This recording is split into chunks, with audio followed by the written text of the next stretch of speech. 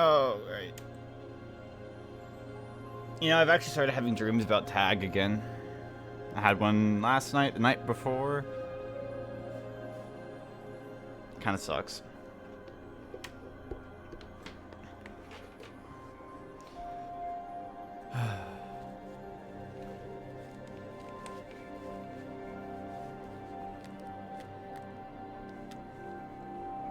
Maybe I can actually watch Demon Slayer. I really actually want to watch that, I'm not gonna lie.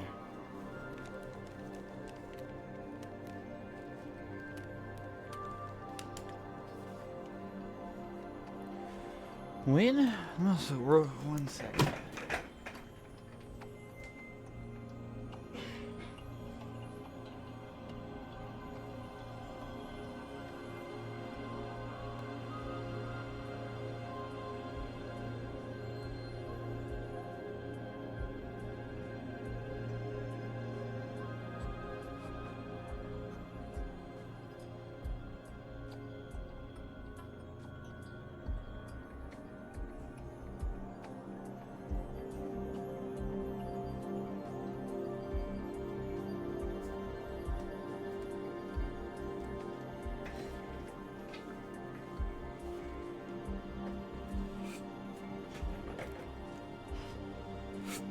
Alright, moment of truth. Is my game still here? I won't be sad if it isn't. Okay, actually, I was kind of like really hoping it was still here. Good.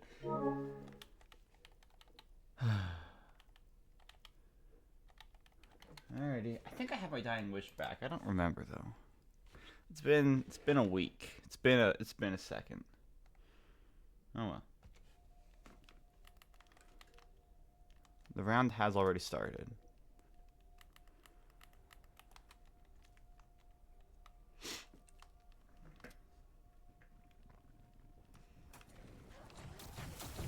I do too. I love ads. I want more of them. Infinite ads. Infinite advertisements. Actually, kind of cringe game. Infinite advertisements.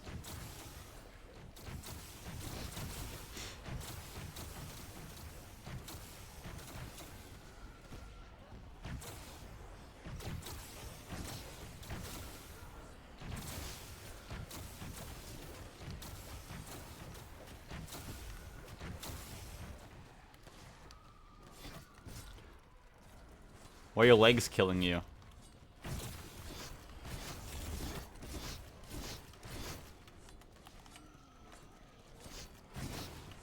Alright, well, here goes an hour and a half of my time.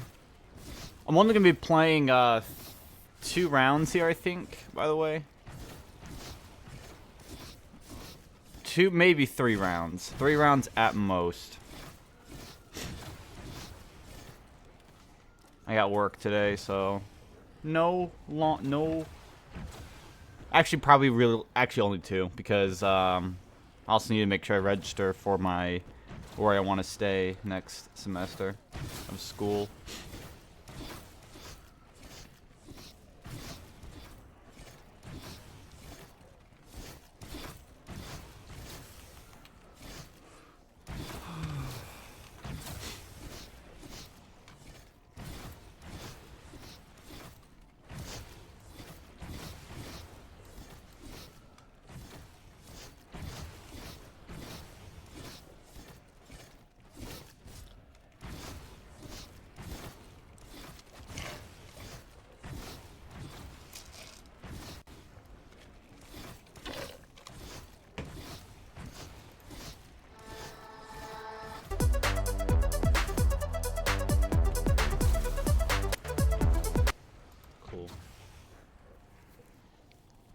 Cat stuck in the desert type beat.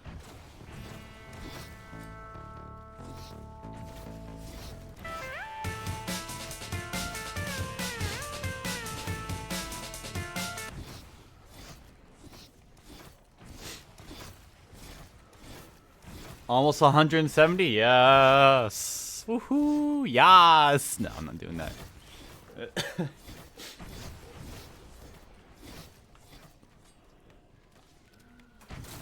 I think getting to 180 hours by the end of Saturday is a good goal. I'm not going to be playing at all Sunday, probably. It's my mom's birthday. Yeah.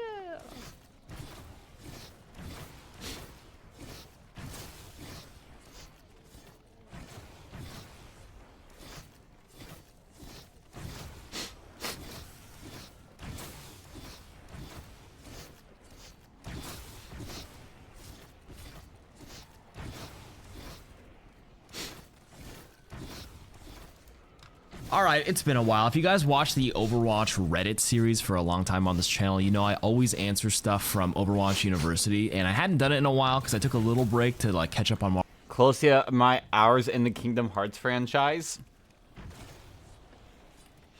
Of just the games alone, that's actually insane.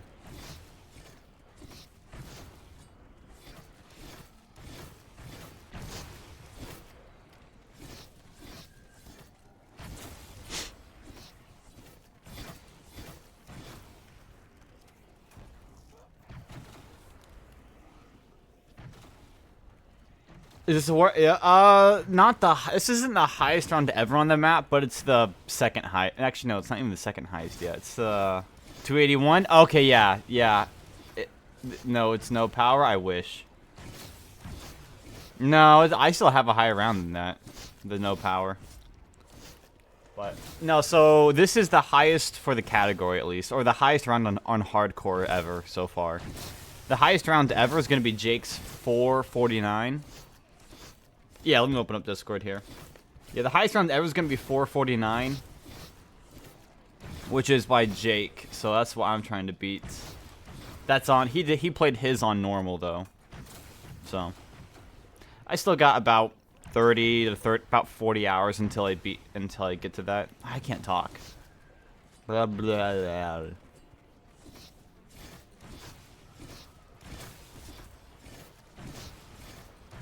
Yeah, this is tag.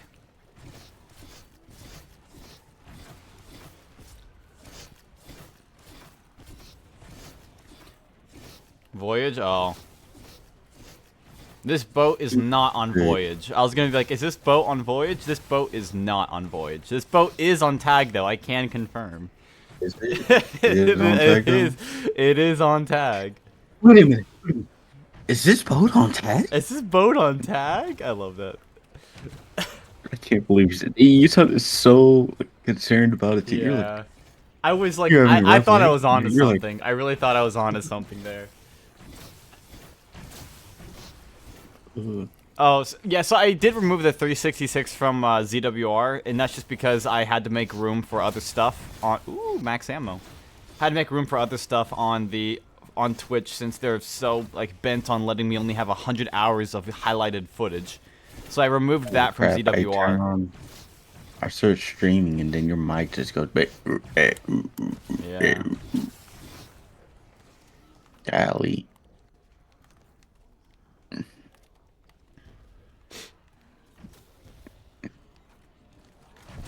Huh? What's this? You want to stream? What the heck is this? Hold on. What did you just... Want to collaborate? I don't know. I just... Accept. What is this? I have no idea. Joining Zodas, get How does started. it work? Oh, it's like a join voice. stream. It's like a voice call thing. Oh, is it? Allow this time. No thanks. I'm not gonna.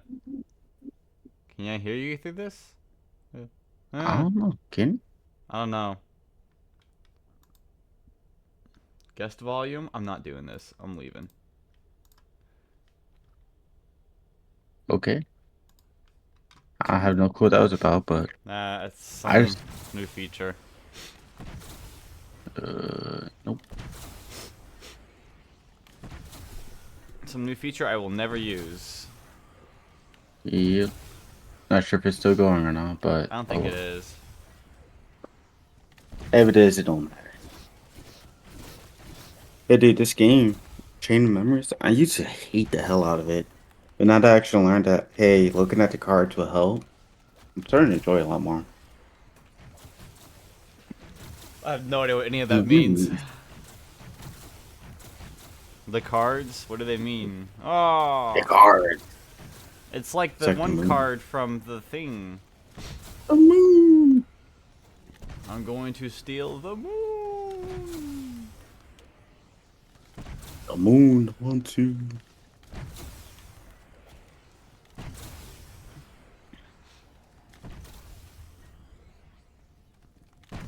This is already boring.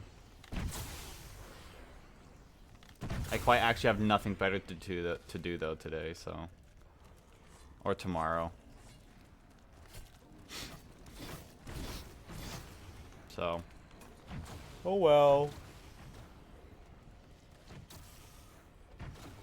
Not my problem.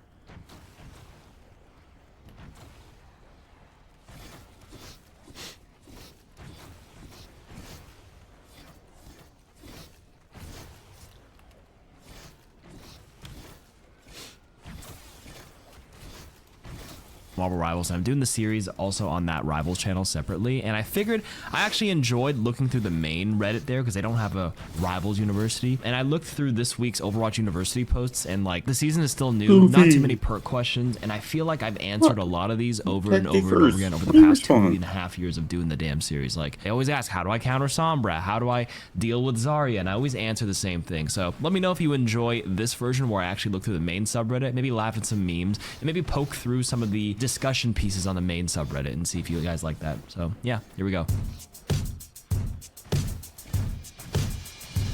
So I try to filter the flare here for news, top discussion pieces of the week, and the first thing I saw, this was not really so much a discussion piece, but I saw this one right away and I wanted to answer this one. Is this allowed? I got reported for 5 people for stalling this point. And all this guy is doing is sitting on Oasis, grappled up to the top because Ball can permanently hang right now without losing his grapple. And he's sitting in the middle and nobody found him, and it's what, the 40%, and I think he stalled it all the way to 99. And he said he got reported for probably bug abusing, but like, let's be real. This is a new spot for those who don't know what it is, but this is perfectly legal. They're not bug abusing any spot. The onus is on the enemy for not checking inside. This is the equivalent of like those Junkrat players who can do that little like sitting emote, hiding in the bushes of certain maps like Iconwall. If you followed Overwatch 1, you know some of the really old cheesy payload stall spots. These are perfectly legal. I just thought this was funny, and maybe you as a ball player can implement this in your next game. Would I what? So you should export everything to YouTube. I am. I'm gonna have to. I'm already in the I mean, I'm downloading. I'm about halfway through downloading all the entirety of this game, so. Here's like the news and discussion piece. Loot boxes are back because Overwatch 2 wasn't rewarding enough, the director says. This is a whole article I won't go into, but let's just talk about this topic now. Loot boxes are back. How do you guys feel about this? Because for me personally, I'm not a cosmetic guy, so I'm really not like a great person to answer how people feel about it. Some people can argue it's gambling, a little bit of luck, but I think the bigger takeaway point was that loot boxes allowed people to get cosmetics like non-stop, and you took that away. And when you take something away from somebody that they previously had, they're a lot more resistant about it. The game director Aaron Keller says they just want people to feel good again, be rewarded again, and you can kind of see how over the course of the last, especially past year, they've walked back a lot of the changes they initially made. Like, we can criticize Overwatch where it needs to be criticized. Like, obviously they definitely fell very, very short in delivering the PvP promised by Jeff Kaplan in 2020, but I guess I'm a little biased in terms of like me actually meeting a lot of the developers nonstop. I have a very good relationship with them, but like you think like, hey Karki, you kiss their ass, but if anything, every time I see them, they're like, Karki, we need you to be, you know, you can be brutally honest. And they always tell all the creators that, with like, obviously, like if you're like slurring them and wishing death upon them, that's a different story, but like you can be critical of the game. They don't take it personally because like, let's be, a lot of the dev decisions are like generally pretty good. It's actually like corporate that said, hey, we're putting this sequel, this monetization system, like that's a different department on how the business makes its money. And like, you know, I'm pretty sure corporate also, this is not quoted from them, this is just me guessing why they removed stuff like loot boxes, obviously the monetization system, why they removed things like, you know, MVP voting cards, on fire systems. Like they neutered and diluted the game and simplified it, because I think somebody higher up had some sort of analyst come in, because I think in like 2022, 2023, 2021, they had this whole like movement in Big Corpo where they're like, we need to over optimize the shit out of things because we need retention. What do people waste time on? If they spend more time upvoting people at the end of the game, it means less time in queues, which means less people playing, which means less money. And I feel like they overdid the shit out of that. Like, that's statistics, and maybe that held true for a little bit because yes, they found that the churn rate, like people play more games if they cycle through faster. It's one of the reasons why casinos are also very optimized, right? In terms of like, yo, hurry up, like throw your dice for this game because they're trying to like keep getting people to bet to keep getting more money in. And like the difference is like gambling is gambling with money. People will always be doing that. But for a game like this, you can lose community and players' perception of the game, and they can go south real fast, which it did. People were like, why did they remove this feature, which was good? Why did they remove that? Why did they remove that? It all comes down to money and optimization, and they over optimize it. And I think Rivals coming out was like a nice fire in the ass, not to the Overwatch dev team, but to like Activision, Corpa, Blizzard, to be like, listen, this competition is doing this right. They needed to see that because probably Activision Blizzard felt invincible for a while, to show that like, listen, let's listen to the devs and listen to the community and like bring stuff back to make people feel good. Less optimization. We need to win their goodwill back, and it took that to bring it back. So yes, loot boxes are back. They needed to do things that felt rewarding, like getting giga upvotes and like MVP stuff and like on fire and showing your rank on the bottom left, which got removed. Now they brought it back because people want to show off how they feel. A good example is actually the Lord portrait on Rivals. Like, you know how many people talk about that, like having a different portrait on their name? All you gotta do is like play the hero for like 20 hours and you have a Lord portrait, but it's like a sign. Not at all. Incredible small talk. Let's go. Oh. I'm just mindlessly pressing a button. I'm not even paying attention to anything. I haven't watched IBX Toy Cat in forever. You know who that is? Yeah. You ask me who. Look, I'm just you Minecraft Bedrock user. Yeah. Player who go through the updates. It's Java Snapshot and Bedrock Preview Day, and this is an important one because this is the end of the Spring Drop update, and what they've decided to focus on is incredibly interesting because as well as the bug fixes we expect, they've also gone for parity as the big focus, and so Fallen Trees have come to Java, although they're missing one very important thing, and seemingly hinting something else entirely in the background there. What is the deal with that, and why is this Bedrock change so transformational? Let's explain all of that and everything that Minecraft have announced today, starting with the Java edition, where I've loaded up a world, and it's going to be a fun game. How quickly can I find a brand new fallen tree? Wait, I might have found one already. I don't know if one block counts, but let's see how fast we can find one of these brand new features, because we are in the closing stage of the update now, and so while Bedrock mostly focuses on bug fixing, outside of that big controversial change, while Bedrock focuses on bug fixing, the Java edition has decided to add some parity, and that includes the fallen tree. Again, I'm not sure this counts as one. Yeah, there's just a lot of trees that have a single log. Is that what they meant when they said fallen tree? Hey, I found one. Never mind. Okay, so fallen trees are a rare type of tree that currently can be found on Bedrock and have been possible since 0.9, but have not been on the Java edition of the game, but now they are. That is most of the changelog, honestly. They made two other smaller changes. One was to make firefly bushes spawn in mangrove swamps, like they currently do on Bedrock, and also in the mesa biomes, rarely, which is very interesting. And the others is to make leaf litter a replaceable block, which is to say, like grass, if we place something down on top of it, it will replace the leaves rather than doing anything else with it or going on top of them. This is a great change, and is about what you expect from it, but that is the entirety of the Java snapshot. So my response to this snapshot would obviously be the logical, well, if all of these Bedrock features are coming to Java, what about the reverse? But if we leave that to the side for now, I do think it's interesting that Java has finally gotten fallen trees. It's a nice piece of ambience. A lot of people. When is Bedrock gonna get some features that Java has? Like, you know, being able to build on the roof of the Nether. I would like that, personally. I like to build up there. So it fits into this update well, but if they're adding those trees anyway, why didn't they also add the disease trees, sometimes called the dead trees, but the trees covered in vines? This is another Bedrock feature that does add a little bit of life and variance to your world, and so why not have these at the same time? I don't know if there's a great answer to that, but what I do know is that they promoted this snapshot using this screenshot right here, which has something very interesting in the background. I've moved it into Paint here so we can zoom in and show you, because if we zoom and enhance, you can see there's something strange over there. Is it a trapdoor? Is it something else entirely? I think the answer, you know, it's very easy to speculate, but I think the answer is if it's something that's not in the snapshot, you can almost always be certain that some weird photo editing has gone down at Minecraft. I don't know what it is, but the screenshots, which should probably just be pictures of the games, almost never seem to be, and for the easiest example of this, let's go to a preview from a couple of weeks ago. They very clearly just put this picture of a wandering trader on there. I don't know why they do these things. Whoever edits the photos for the previews and snapshots seems to have weird decisions, but speaking of betas and previews, let's talk about this one. I think this is a really, really big deal, but the first one here is enabled earning achievements while playing in a world with add-ons applied. I cannot believe they've just decided to mic drop this in the last preview, potentially, of the update.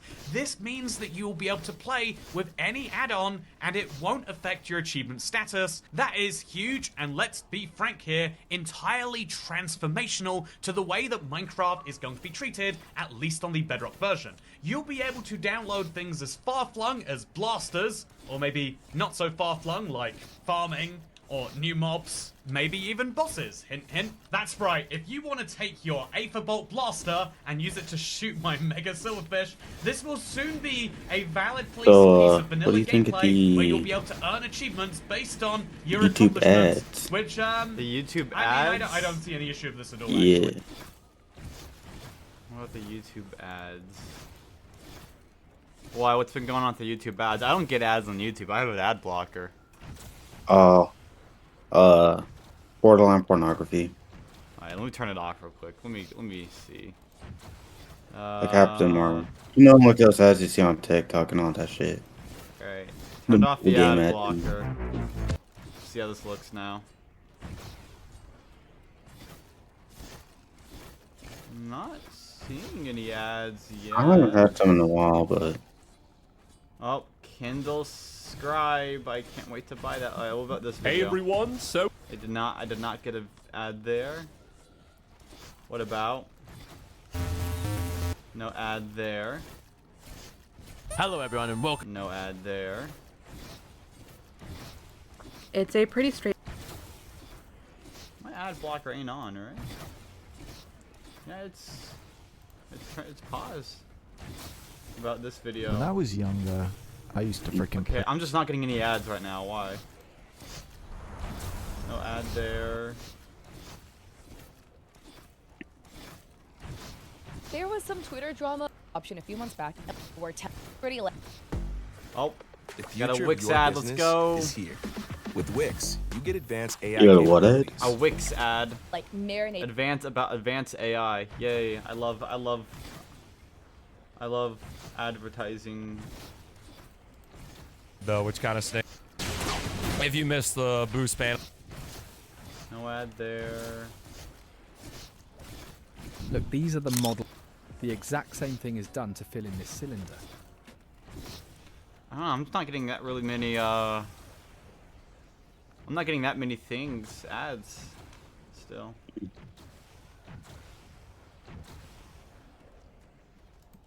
I just know a lot of people have been getting ones like that. I've seen a couple, but I usually can just put it for save to later, you know.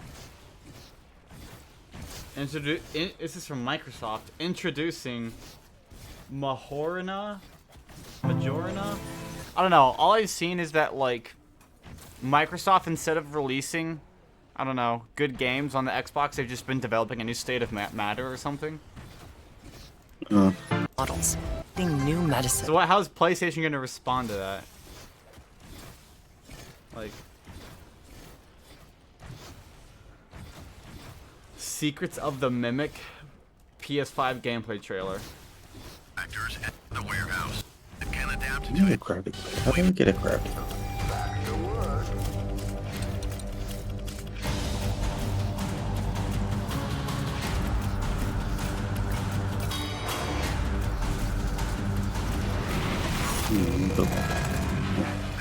Oh, this is gonna get rid of some shit here. Thank you for being a valued member of the Fazbear team. Let's see, how many doors have My I name is opened? Edwin. I built the Mimic Fuck it. It was I'll go back. to put the pieces together. I just shit my pants. That's not what he says. What he says now? He says, but unfortunately something went so wrong, and now I can't do anything but sing this stupid song. Edwin. Edwin. Edwin. How does, wait, hold on, what is... It's a remix of a song I like, but it's a beatbox version that has like 2 times as more views as the original, or 3 times. So we back in the monster, side to side.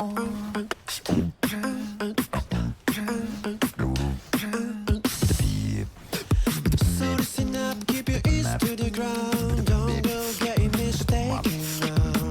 And I do really don't get ground, but I ain't gonna be taken down. I ain't letting my spirits down, cause I'm much better than my This actually sounds... I'm not doing it, don't get ground, and I ain't gonna be taken down. Beep, ooh, oh, taken down. I don't know.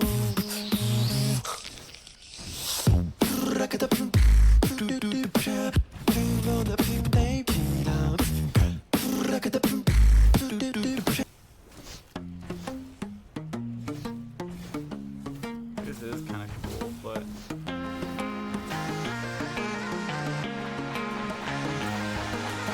So listen up, keep your ears to the ground. Don't go getting mistaken now. I'm the dude with the don't care crown, and I ain't gonna be taken down. Freeze. I ain't letting my Freeze. spirit. Bye.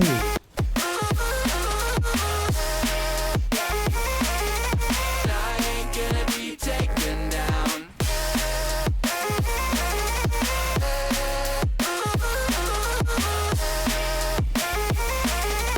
I ain't gonna be taken down. Sweet. Orchestra hit.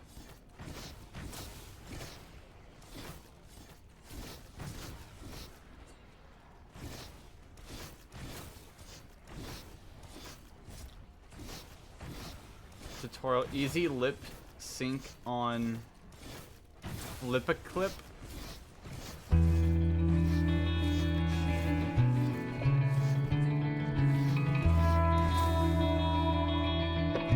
Let's go. Spellparka.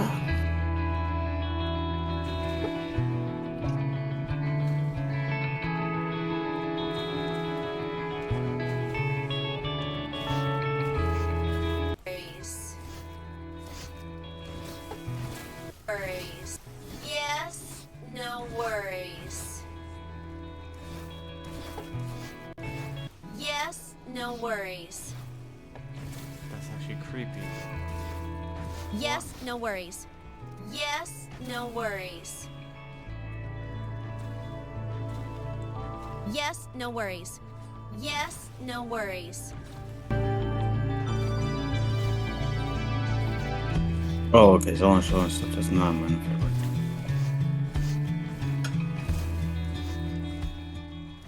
That's actually so weird.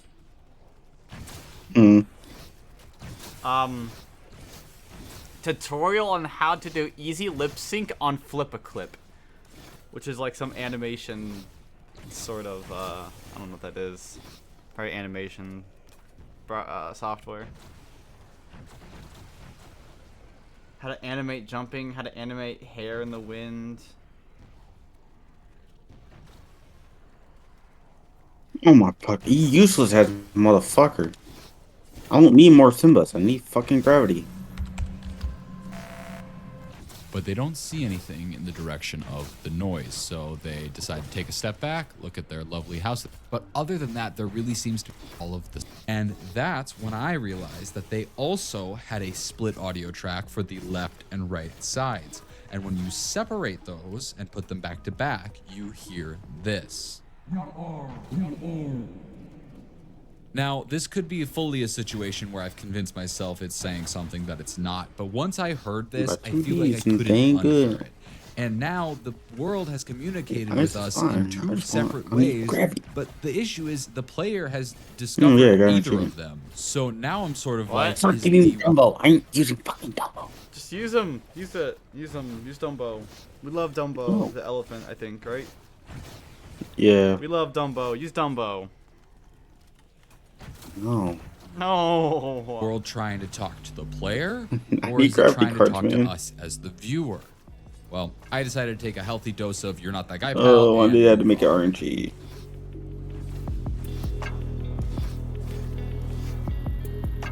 Yay. Just for me. This next log is a complete outlier from any of the other videos. I can see what the player means. If we turn up the visibility even more, we can see that their house seems to be somewhat stretched, and then there's even a tree from that tall forest that was never there prior. So the player leaves the game. They immediately log on again, and this time the world seems to have trapped them in this sort of bedrock box with layers upon layers of glass.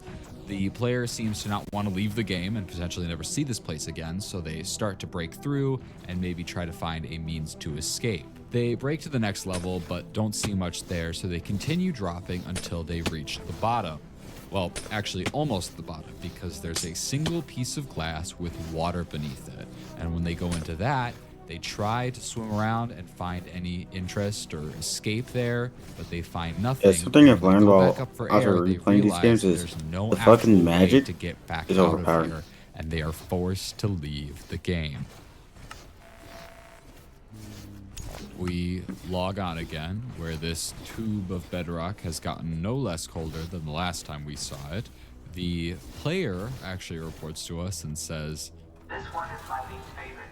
you know, something gave it away. I don't know if it was getting permatrapped in bedrock or calling the place purgatory, but we continue on and we end up discovering that at the end of this, we can see a dense forest where the player decides to write, Note, purgatory connects to the forest. we finally have some sort of connection here between two of these places, but as the player gets closer to the inside of this forest, the frame rate seems to dramatically drop, where we can briefly open up F3 and see that something Friggin' is no, lagging there, on I'm the crashing computer out. until all of a sudden the game crashes. The player boots up the game immediately again and is clearly unhappy. They spawn in the maze this time, aren't happy with that location, so they use F3 and A a few times just to, of course, end up back in the bedrock trap, which also isn't to their liking, so they leave the game and I need rejoin another just to useless spawn in one. the forest again. This time they find a lava pool and just start chucking all of their items inside. They end up typing in chat, If you don't follow your own rules, why should I? and log off the world. It is at this point that we must turn back to the forum for a couple of answers. These images, a single number could be related.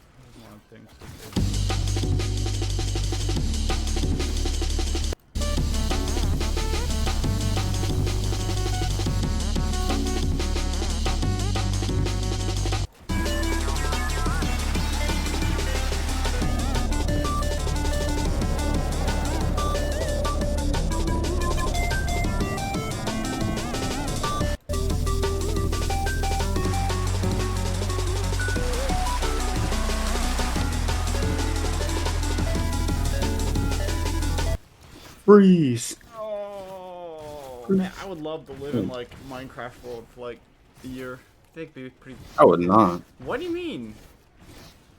You won't live in Minecraft? Put me on peaceful difficulty. I'm good. Hmm. I don't need to have a Elytra. I can force myself to make do, you know.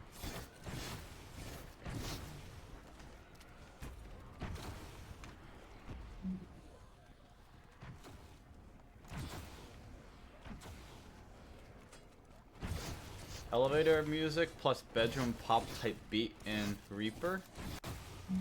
What? human music.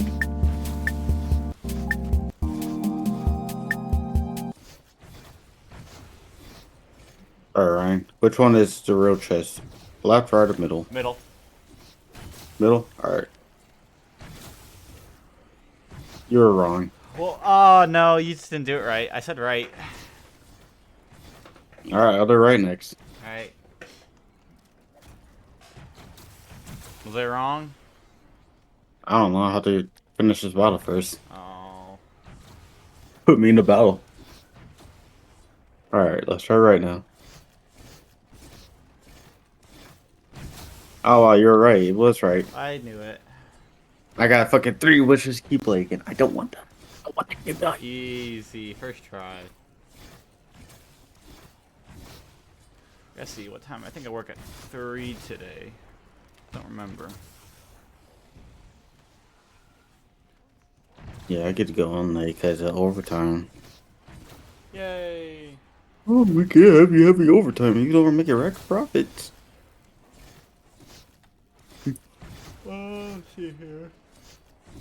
You're such a big guy, should Pretty know. close. I work with Connor. Ooh. And I work with Michael. Okay. And then whoever else tonight. Tom, I think.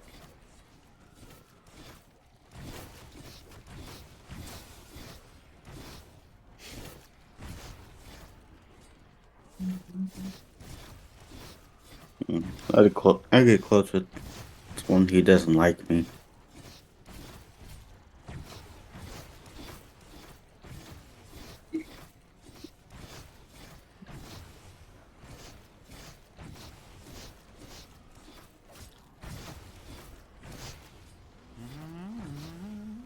Oh wait, no.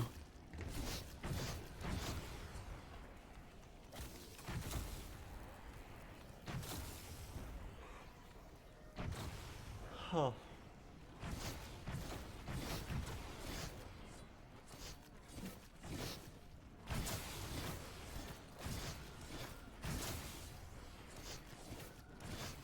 Oh, stop. Jelly.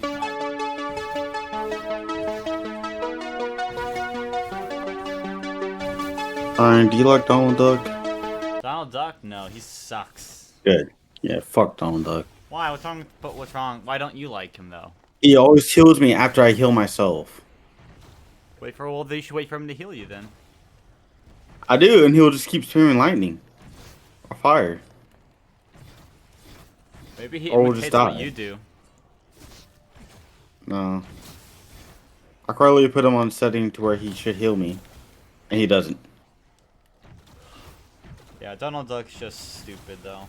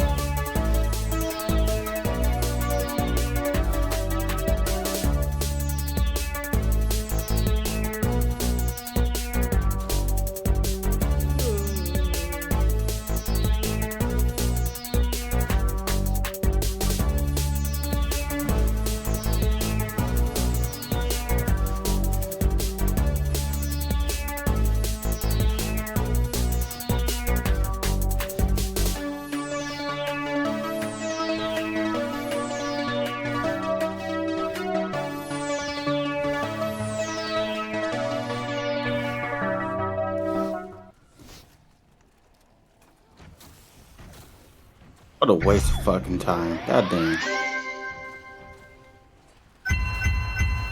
What's that nice to say?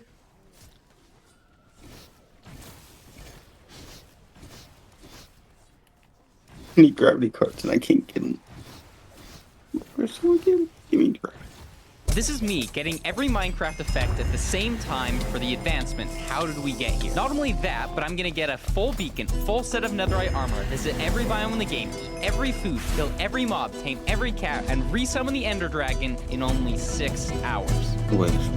Now, if you couldn't tell, this challenge is really, really hard. So I had to come in with a plan. I talked with some friends, did some research, and the way I wanted to start off was to spawn in a desert. This is important because we need to loot a desert temple first. Desert temple, yes, let's go. So while the first thing we do is punch sandstone with our fist, desert temples are important for one key resource, gunpowder. The gunpowder is gonna come in particularly useful when we reach the end and need rockets to fly around. And yes, I'm eating the spider eye and rotten flesh right now because we literally need to eat everything. This spawn Left or right? Which Right. pack to open? Right. Right. Right's right. It was wrong. What do you? No, I said left. You just didn't hear me again. Uh-huh. Yeah. I still didn't get what I wanted. God damn it. What are you trying to get? Gravity. You want gravity? I'm pretty sure gravity already exists. You can't get that already. No, I need the card. The card? Yeah. I only have one of it. I need another one so I can make tornado. Gravity plus gravity makes tornado. That makes sense. No, gravity plus arrow makes plus attack card makes tornado. Pretty sure. Could be wrong. Let's see.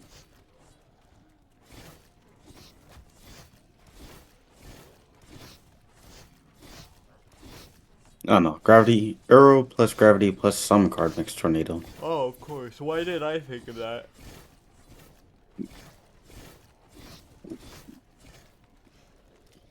That obviously makes sense.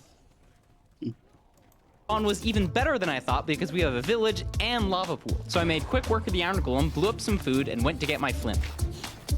Oh my gosh, first try flint. That means the run's gonna be good? That just means it has to be good. While I build my lava pool here, let me direct your attention to the All Advancements tracker. This shows literally everything I need to do. Every mob I need to kill, breed, tame, all of the random achievements. And whenever I get them, it'll light up like you can see in these top left corners. It updates every 5 minutes, so it might not be the most accurate, but it gives a pretty good gauge. 4-minute enter. That's pretty good. The overall strat here is to beat the game first, so we have an elytra to fly around and do everything else. Because like going to every single biome, it takes a long time. You might have missed it there, but while I was running in the direction of a bastion, I saw a blaze spawner. This is perfect for the speedrun, but the other structure, a bastion, I wasn't sure on its location.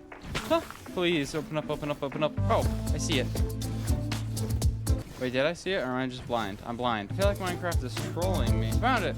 There we go. We like bridge because we get a lodestone. Using a lodestone is one of the many advancements I've never even got before. My boat. I was very comfortable with the first part of this speedrun. It's just beating the game. I've done that many times. Ah! There's so many after me! Once all the gold was traded and I had all of my ender pearls, I was good to go to the fortress. Oh my gosh. Where am I going? Open. Open, please. Ah! Yes. Along the way, I made to fully charge a respawn anchor and I was good to kill blazes. Let's go, I got card breakers. Let me out! Oh my gosh. Bro, that was insane! I didn't get the most insane blaze rates, but this portal build was so nice.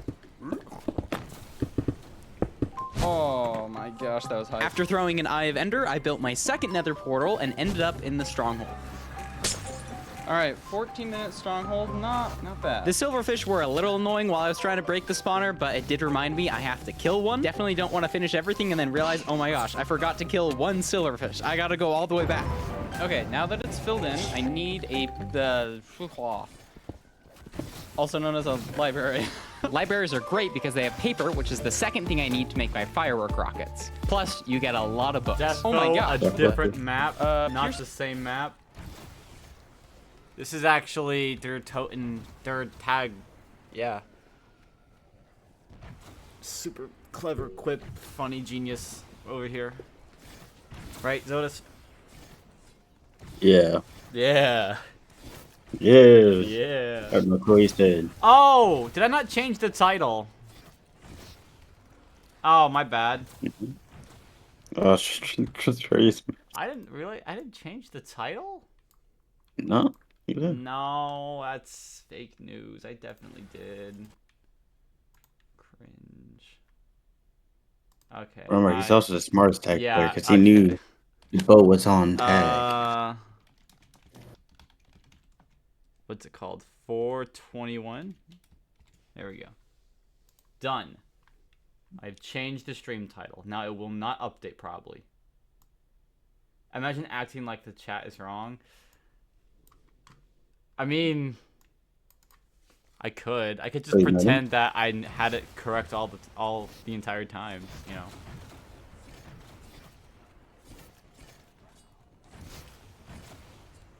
And Zodas has been mishearing me all day so far.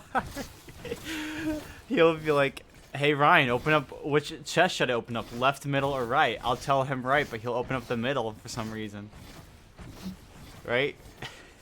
Yeah. Yeah, exactly.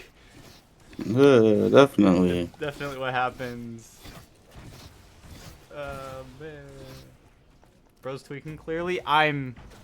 Yeah, I'm kind of tired still. I want to go back to bed. I'm clapping. I think tag's affecting you. No, it's fine. I'm okay.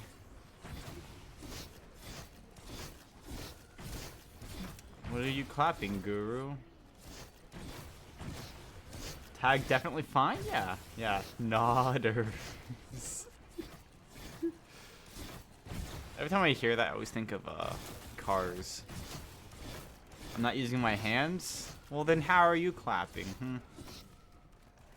With my wiener. Do not answer that question. A little late. A smidge late. Don't worry about that. I can send a video? No, thank you. I appreciate it, but no, thank you. I will pass. He doesn't love you, Guru. Mystic wouldn't get on a video call with me. What, so you could show him the technique on how to clap without hands? Or just like in general? I wanted to show him something special. Okay, yeah.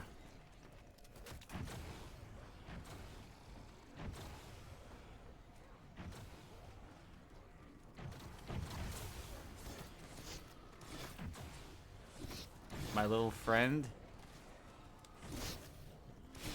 Your little zombie guru? I hate that.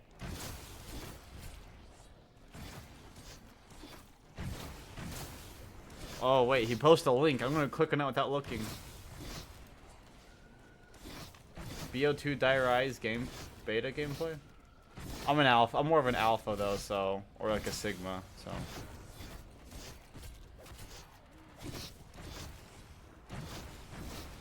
If it's ever gonna load.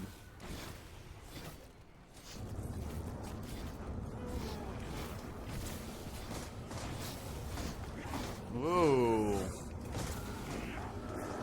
I mean, spawn room looks normal.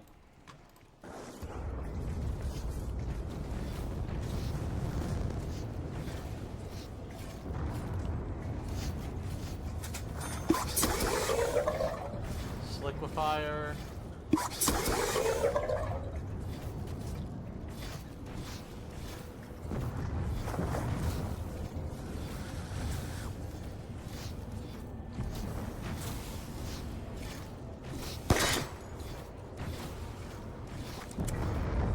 Nothing looks really different.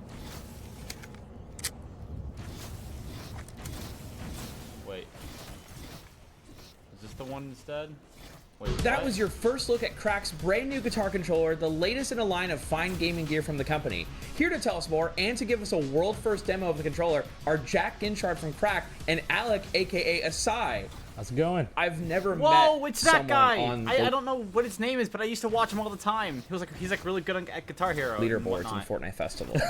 And he's here in the flesh, dude. This is so exciting. I cannot wait to talk about these guitars. Yeah, please tell me everything about this. So this is an exclusive first look and pre-order launch of the officially licensed Les Paul guitar controller. We're essentially bringing back the Gibson guitar controller into the gaming space. And I say bring back because all those years ago when Guitar Hero started from GH1 all the way through GH5, the team that created these guitar controllers created those. So even though Cracked is a relatively new brand, our core product development team is all ex-Red Octane folks. So we've essentially taken everything that people loved about the original guitar controllers and continued to innovate and really push the boundaries of what a guitar controller can be in 2025. From taking feedback Hold on, from let me go. community. Wait, let me show you mine. Oh, Matthew didn't take them. Oh, he may have. Oh, he may have taken them. That sucks. I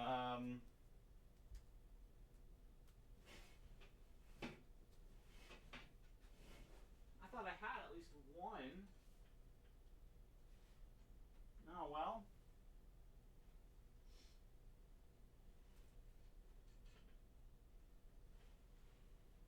I think my brother has them. I was gonna grab one that I had and show you guys, but I think my brother has them.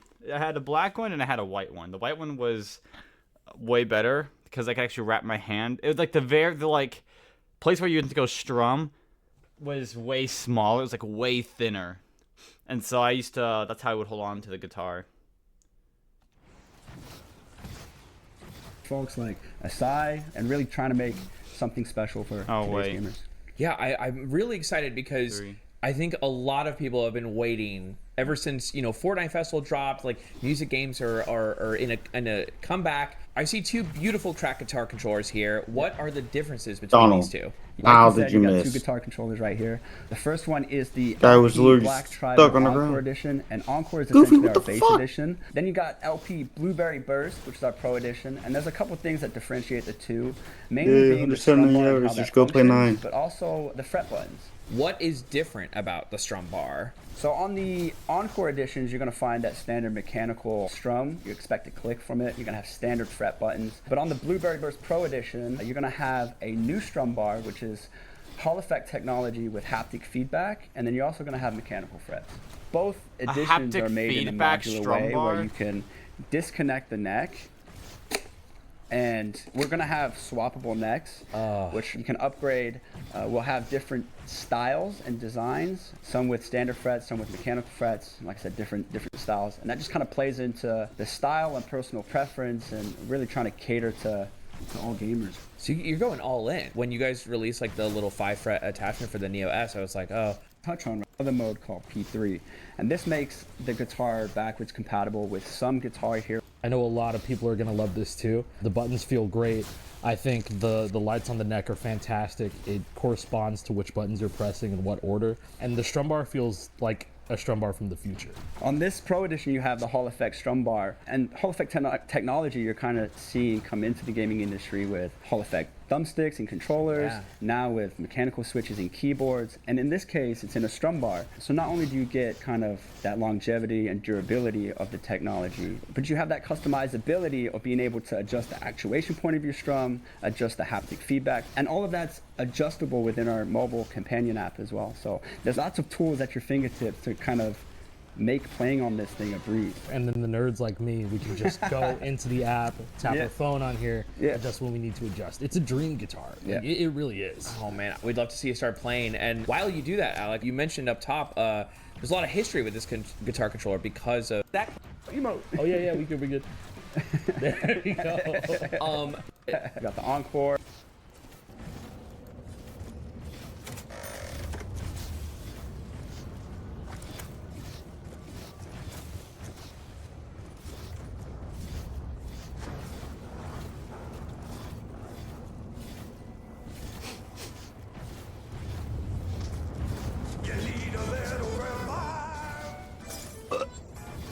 This'll keep the wolf from the door.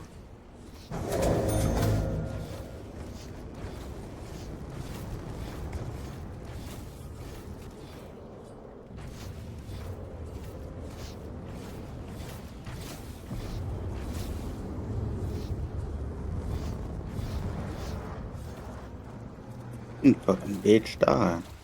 Mean. Oh, he kept disabling my car.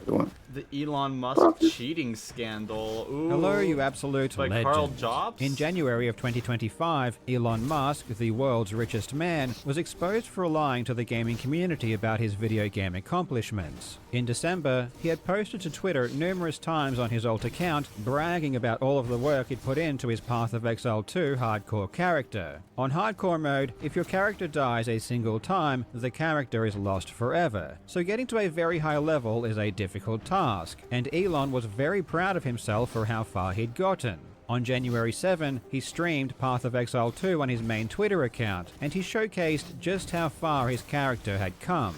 It was now one of the highest leveled characters in the entire world, which would have taken many hours to accomplish. And not only would it have taken a long time, but he would have needed to be very efficient to keep up with all of the other gamers who weren't also hanging out with Donald Trump and allegedly running multiple companies. But there was a problem. It was obvious from Elon's gameplay that he had no idea what he was doing. He was a complete noob, and not only did he lack the basic fundamentals of high-level Path of Exile play, but he seemed to lack some basic fundamentals of action. Deleted today? What? What is being deleted today? Yes. No, not that. I love it. No. BO4? Aww. Just one more game. Just one more game. Play just one more tag. No. Just one more round, man. One more round. One more round. One more round. Yeah, let's go to one more box. One more game. One more. Mortgage on red. Put it all on black and you'll win. Double or nothing.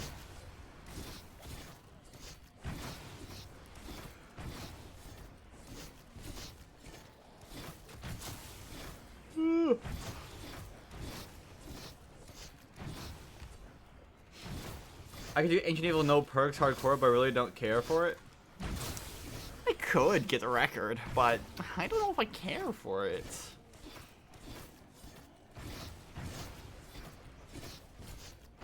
Has anyone beaten your 163 time yet? I don't think anyone has.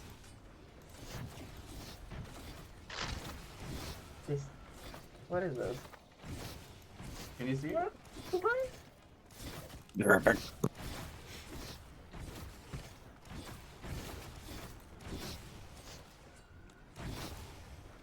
Let me see here. Yeah, no one's beaten it yet. At least that they posted on the leaderboard. RPGs in general. It was immediately obvious that he had barely played the game, let alone played enough to level his character to the point it was. Elon had been lying. The truth is that he had been paying other people to play his account for him, which he has since admitted. This entire situation was bizarre. The man has more money and more power than you could ever want, yet he still felt compelled to lie about something so trivial. And to top it off, his reaction to being exposed was arguably more childish and insecure than the original lie itself. But what I find interesting is that it was this particular claim that seems to have really ignited this entire scandal. Because it's one thing to say that you've leveled up a character in a video game, but it's another thing entirely to say that you used to be one of the best players in the world at one of the most competitive video games of all time. If you think about like StarCraft or any game like Quake, any game where a lot of people are playing, to rise to the top, you have to be exceptional, period, as a human being. Yeah. There has to be something exceptional about you. Yeah. Actually, if I mention Quake, way back in the day, I was one of the world's best Quake players. I know we talked about this. Yeah. I loved Quake. And not only was he one of the best, but he was even semi-professional. A long time ago, I was like semi-pro good at Quake. This is really dating me. In fact, he was part of one of the best teams, and they even came second in the first esports tournament ever, and he won thousands of dollars. We're one of the best teams in the country, actually. And I think it was the first paid esports thing in the U.S. We ended up coming second in that. I think like we made a few $1,000s or something. So it was pretty good at Quake back in the day. Elon has been making these claims for an entire decade, and they are orders of magnitude more outrageous than his Path of Exile 2 claims, and yet they didn't seem to cause any real backlash. Of course, once Elon was classified as a liar in general because of his Path of Exile claims, all of his other claims of video game prowess were discarded as well, as almost certainly being fabricated. If he lied about his Path of Exile achievements, he probably lied about his Quake achievements too.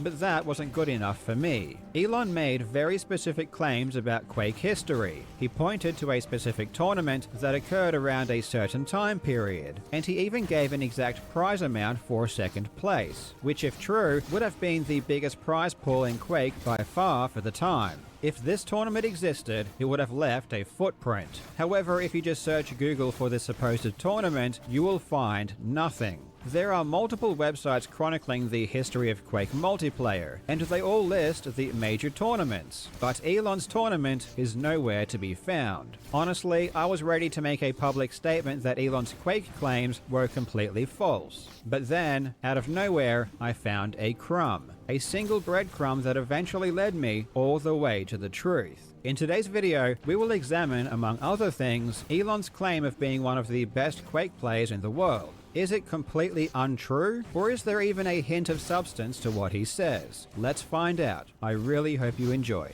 Who's a sponsor? Now, Legends, this video is sponsored by the military online game War Thunder. 96 or 97. At one point, I was quite competitive at Quake. Played what I think was maybe the first paid esports thing in the U.S. My team came second. It's not a super long-term career being a pro gamer. I was semi-pro back in ancient times with Quake. So I actually made money and I had the first paid tournament in the U.S. One of the best teams in the country, actually. And I think it was the first paid esports thing in the U.S. We ended up coming second in that. I think we made a few $1,000s or something. So it was pretty good at Quake back in the day. In theory, this should be easy to confirm, as it's a very specific claim, and the amount of money that Elon claims to have won for second place, several $1,000s, means that the prize pool would have had to have been massive. This absolutely would have left some kind of historical footprint. A superficial search of Google, however, yields no results that match this description.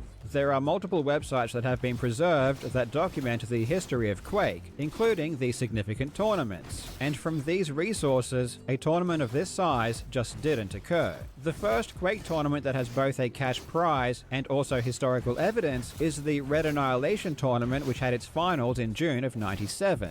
This is one of the most significant tournaments in esports history, precisely because it's seen by many people to be the first true esports tournament, at least as we know esports today. In this event, 16 qualified players were flown to E3 '97 for the finals, and the winner, Dennis Fong, aka Thresh, took first place, which had a prize of $5,000 cash and one of John Carmack's Ferraris. Red Annihilation helped to popularize Quake competition, and shortly after this event, the first esports leagues such as the Professional Gamers League and the Cyber Athlete Professional League were formed. From Red Annihilation onwards, everything is extremely well documented, and there is no existence of a team tournament that had a second place prize of several $1,000s. And there is also no historical evidence of any tournaments, prize pool or not, that Elon Musk or his team came second in. So if Elon did win anything, it must have been something after Quake was released in June '96, but before Red Annihilation, a year later.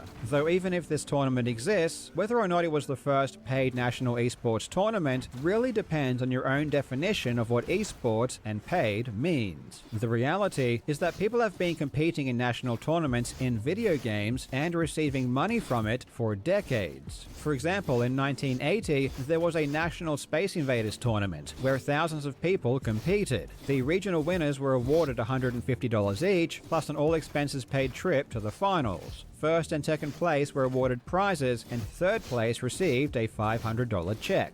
In 1981, the World Asteroids Championships took place in Washington, D.C., with the winner receiving $5,000 and second and third place winning $3,500 and $2,500 respectively. In 1990, the Nintendo World Championships was a massive video game tournament. Here, the winners in each age bracket received a car along with $10,000. If you are inclined to be a little less pedantic about what constitutes as paid, you can go far back as 1972, with the Intergalactic Space War Olympics, an event that many people consider to be the very first esports tournament. In 1984, there was a worldwide track and field arcade competition, where, according to Guinness World Records, over 1 million people participated, with the US winners receiving a Jeep and being goodness, flown. I remember that track and field on that arcade game. That was so much fun. I loved that.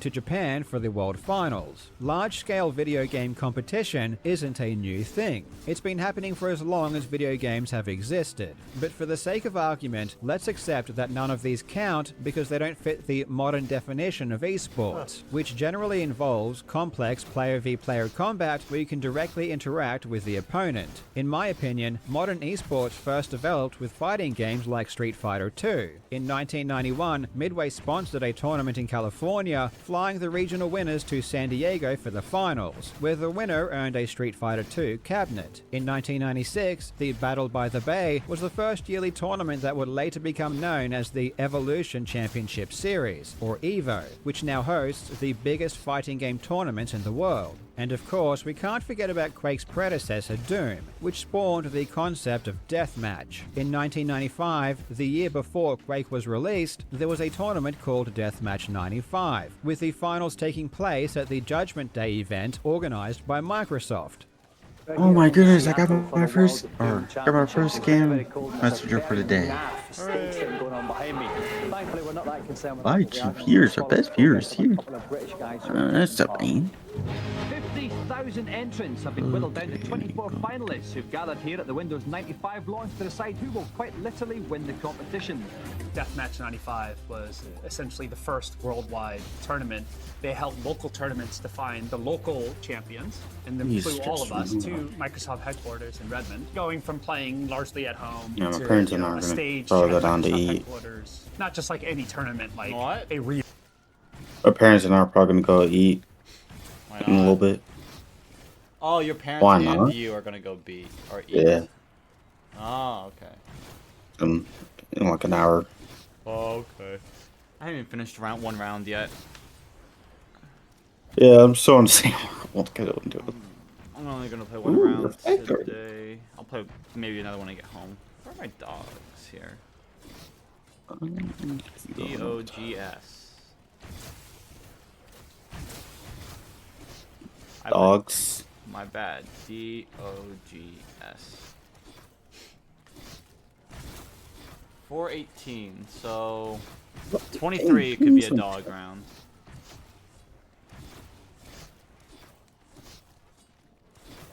Five rounders, six rounders, 4. Yeah, I've had more 5 rounders than I've had 6 rounders, which is good.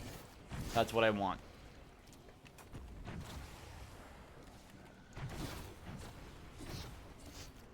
Even though I kind of always called them 4 rounders and 5 rounders, it makes more sense to me that way, because 4 rounders is 4 normal zombie rounds, then you get a dog round. 5 rounders is 5 zombie rounds, then you get a dog round. But Oh, it messes up my cards. No, I can't do what I want to do. Golly. The winner was Thresh, the same player who would go on to win Quake's first major tournament, Red Annihilation. Winning Deathmatch 95, Thresh received a new computer valued at around $10,000. These first esports tournaments didn't usually award cash prizes, because at the time it was hard to get sponsors who would fork over straight cash. Companies would rather offer up a prize, which is cheaper and has the secondary benefit of also advertising the product they wanted to promote. So I guess ultimately the the argument can be made that none of these count against Elon's claim, either because they aren't face-to-face games or their tournaments only awarded prizes instead of cash. So when Elon states that he was in the first paid esports tournament, he might technically be correct from a very specific point of view. But personally, I don't think the distinction between a cash prize or any other type of prize is a helpful one in determining if Elon's second place achievement meant he was any good. Thresh, the eventual winner of Red Annihilation, didn't specifically win cash at Deathmatch 95, but that doesn't mean his victory was any less significant, and it was in part because of this first major win that Thresh would receive his first product endorsement in 96, and is considered by many to be the first esports pro.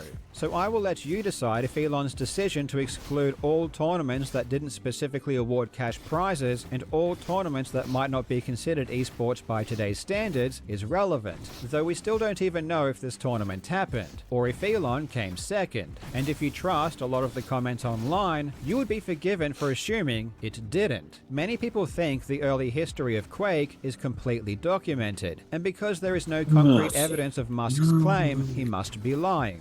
But shockingly, I discovered this is simply not true. There was at least one Quake tournament with a significant cash prize that occurred before Red Annihilation, and the result of that tournament seems to have been lost to the sands of time. If Elon's story is true, I believe I've found the only tournament he could possibly be referring to. Oh my, I hate you, credible bitch. evidence that Elon may actually be telling the truth.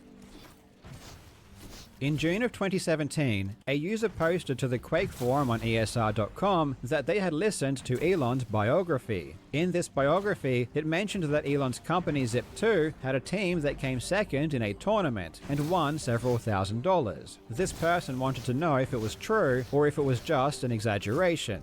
Zip2 was a company that Elon co-founded in 1995, which was an online city guide that gave users information about local businesses. The biography in question was written by Ashley Vance and was released in 2015. In it, Elon claims his team, comprised of his employees, competed in one of the first nationwide tournaments and won a few $1,000s. Most of the forum post replies were unhelpful or claimed that this was false. For example, this reply, which states that there were only 2 North American deathmatch tournaments with over $1,000 prize money, and all of the finalists were well known. However, a full 5 years after the original post, an anonymous user posted this reply. Extremely late to the game here, but yes, Elon is 100% correct. We were the team that beat him in Zip2. We were Clan Olympus. Dumb name, yes. It was the first tournament held by Empath in Player that eventually hosted the Red Annihilation single-player game that awarded the Ferrari. I remember distinctly going to their webpage after playing against them in the final and seeing their About page with their executive profiles. All were unremarkable 20-something unkempt nerds, much like we were, and didn't think anything of it until Elon became a billionaire and his ties to his older companies became public knowledge. Let's be clear, an anonymous post on an obscure message board isn't good evidence, and when I read this, I quite frankly didn't put much stock in it. Still, there are some details that are important to note here, mainly that the clan was called Olympus, the tournament was held by M-Player, and it was before the Red Annihilation tournament. And this wouldn't be the only player from Olympus that would step forward. After a June 2023 interview where Elon once again brought up his Quake claims, a user posted the video to Reddit, asking if anyone had any information. The anonymous post from ESR.com was reposted, which was promptly shot down, with users saying this was false because all results are available historically. But then, months later, an account with the name Ollie Sparta replied to the thread, claiming the story Elon told was true. I'm trying. Hey there, heard about this Elon story the other day from my buddy. This story Elon told? It's true. How do I know? I was there. We were the team that beat a Zip2 team in this tournament you all are saying didn't happen. Sparta also claimed to be in Clan Olympus and gave a detailed breakdown of the tournament final. This post seemed to back up the anonymous user from ESR.com, but there were some immediate red flags that made me doubt the veracity of this story. The story gave several details that couldn't possibly be correct if Elon was telling the truth, like saying the top prize was $1,000, which makes no sense if Elon's team received several $1,000s for second place. They also thought the tournament may have been in 1998, which was a year after Red Annihilation. Sparta would continue to post replies, and his timeline of the tournament eventually returned to believable territory, clarifying that the tournament happened in 96 or 97, and that Red Annihilation happened afterwards. Sparta also claimed that if you can't find any information about the tournament, it's not because it didn't happen, it's just because any evidence was contained on the MPlayer website, which has no archives from that time period, which is true. The earliest MPlayer archives I can find are from 98 onwards. Sparta gave details that at the time seemed impossible to verify. For example, specific details about this alleged tournament, for which I could find no results for. But he did make claims that I could verify, which would help to establish his credibility. He claimed that in the Red Annihilation tournament, he ended up in the top 32. And sure enough, when I checked the results for Red Annihilation, there was a player named Sparta who was eliminated in the round of 32. I also found another member of his team, Ollie Hades, who also made the top 256. The fact that I could verify this part of Sparta's post made him much more credible, but it still wasn't enough for me to completely believe his story. However, if true, this post does narrow down the search for Elon's tournament. Both the anonymous user on ESR.com and Sparta claimed it was on MPlayer, so that's where my attention focused. Back in the early days of Quake, there were several platforms that casual gamers could use to play online. The two main ones being the Total Entertainment Network and MPlayer. These platforms allowed people to quickly and easily play Quake and other multiplayer games against other people over the internet, and they would charge players a monthly fee to use their service. MPlayer launched in late 96, and as I mentioned a moment ago, we have no archived pages from that time, so any news about any tournaments from MPlayer itself has been completely lost. But as I said, at the time, there were many various websites that posted Quake news. MPlayer had just launched, and in an effort to grow their brand, they advertised in different ways, including full-page advertisements in gaming magazines. So I searched every Quake news site that I could find for any reference to MPlayer around this time, hoping that this tournament was advertised in some way. One particular website, bluesnews.com, is especially helpful because not only did it post Quake news around that time, but it still has its full archive available, going all the way back to 1996. And lo and behold, searching for references to MPlayer, I found a post from January 3rd, 1997, which linked to an article on Next Generation announcing a Quake clan tourney with a $5,000 cash prize. Thankfully, this article was archived, and it reads, "Clans registered with MPlayer by January 2nd are eligible to participate in their Ladder to Cthulhu Quake tournament. The $5,000 prize is one of many prizes that will be awarded to participants of the tournament." What's funny about this article is that it was published January 3rd, a day after the registration cutoff. So it was essentially useless as anyone reading it was already too late to participate. This article shows there was a tournament with a significant prize pool before Red Annihilation. So it turns out Elon's tournament might be real. But the details still didn't seem to add up. Sparta said that his team won $1,000 for first place, but this article says there was a $5,000 cash prize. And I think what this article should have said is that there was a $5,000 prize pool and not a $5,000 prize. In my search, I also managed to find a second reference to this tournament. In an archived Russian PC gaming magazine from July 97, it references this exact tournament. The article itself is describing various video game tournaments for different games. And when it came to Quake, it described two, Red Annihilation and Ladder to Cthulhu. And conveniently it listed the prize pool distribution, with first place winning $1,000. The Next Gen article and this Russian gaming magazine are the only two external sources I could find that reference this tournament. In Google Groups, I also found an HTML dump of the MPlayer website from March of '97, which shows the final was on March 22nd. And I also found a blurb from January '97 saying that 30 clans would be competing for $5,000 cash, which was a much more accurate description of the tournament prize pool. But unfortunately, I could find no other references or information about this tournament, including who actually won. Still, what this shows is that there was a paid tournament on MPlayer, and the prize for first place was exactly what Sparta said it would be, $1,000. The fact that this tournament was so hard to find and Sparta's account was as accurate as it was makes me think it's extremely unlikely that Sparta made up this story. It seems to me that this is exactly the tournament that Sparta was referring to, and is the tournament that Elon's team competed in and came second, which also means Elon's claim of winning several $1,000s is greatly exaggerated, and what his team actually won was $750. Elon's story appears to be based somewhat in reality. Technically, he probably did come second in one of the earliest paid esports tournaments. But does that mean he was any good? Does that mean he was semi-professional? Does it mean he was one of the world's best players? No. No, it certainly does not.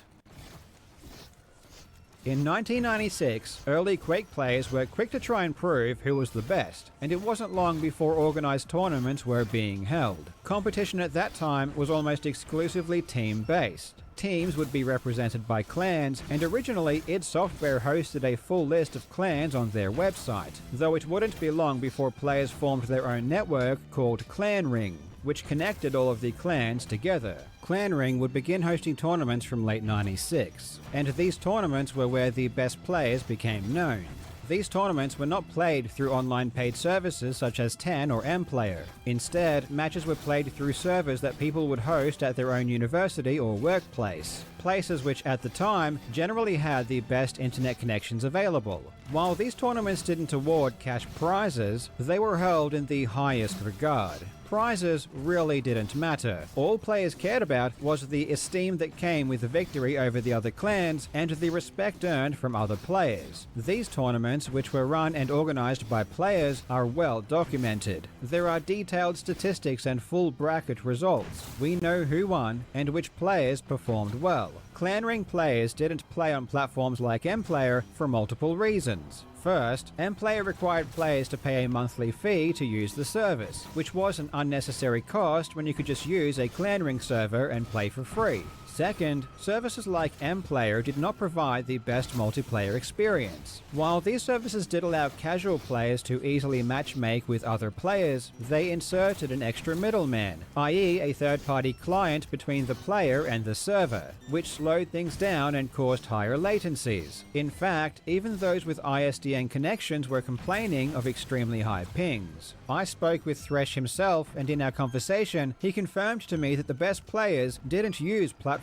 like MPlayer for this reason. And you were just always playing on these self-hosted servers? You generally didn't play through platforms like Toten or MPlayer? I mean, some people did. The best players didn't. Mm-hmm. There was no reason to. Why play through a service when you could just play directly, right? It was more for newbies and that type of people that made it a little bit easier to onboard and get a game going. So, I think very few, if any, top players competed on those platforms, unless we had to, because there was some tournament going on.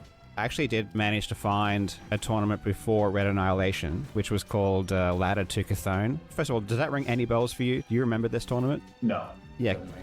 Yeah, because I found a Blues News, but by the time the article came out, you already had to be a registered user of MPlayer to even enter the tournament. So I assumed that the top players just didn't know this tournament existed because it was just on MPlayer and there just wasn't really good advertising for it. It's quite likely because no good players played on MPlayer. And then with this Red Annihilation, did you just play on MPlayer for that tournament and then left the platform and didn't play on it again? Correct. I mean, playing through the MPlayer service was not the best experience. It's not the fastest. There's latency. You go direct from the game into a hosted server will give you the best experience, obviously, as opposed to having a client and server layer by a proprietary platform that would then place you in a server or like a generalized server was never really that ideal. Mm-hmm. So, I think that's why no good players played on that stuff.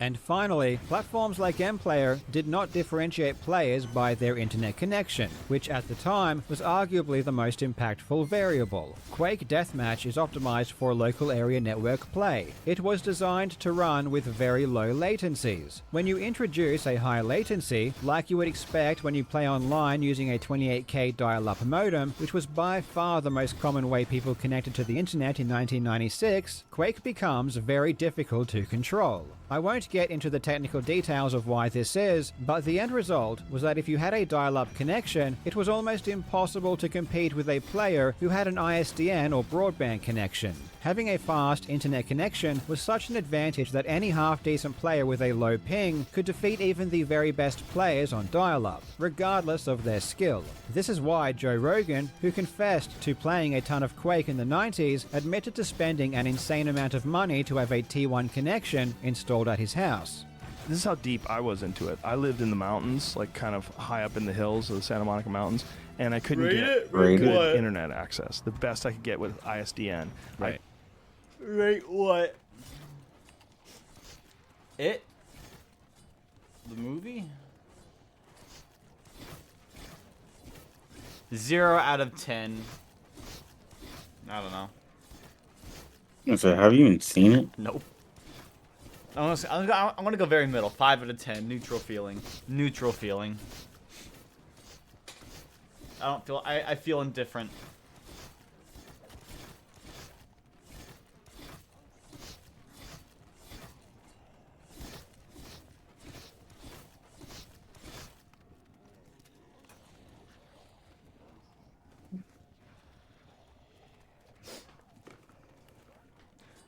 Just put them all as marked as red. I think it's round. Yay. 422.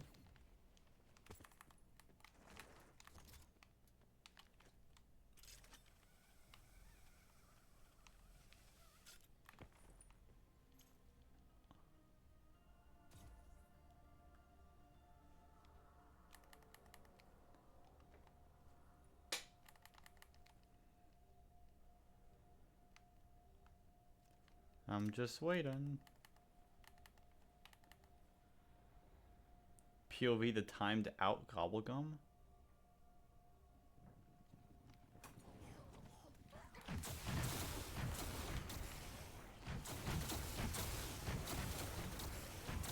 The key of beginning.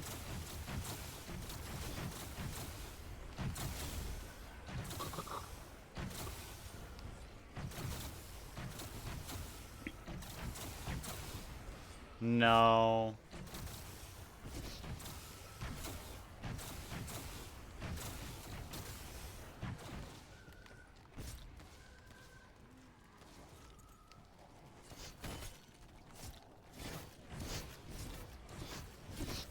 Alright, I'm gonna play this round, then be done. Hopefully get dogs next round.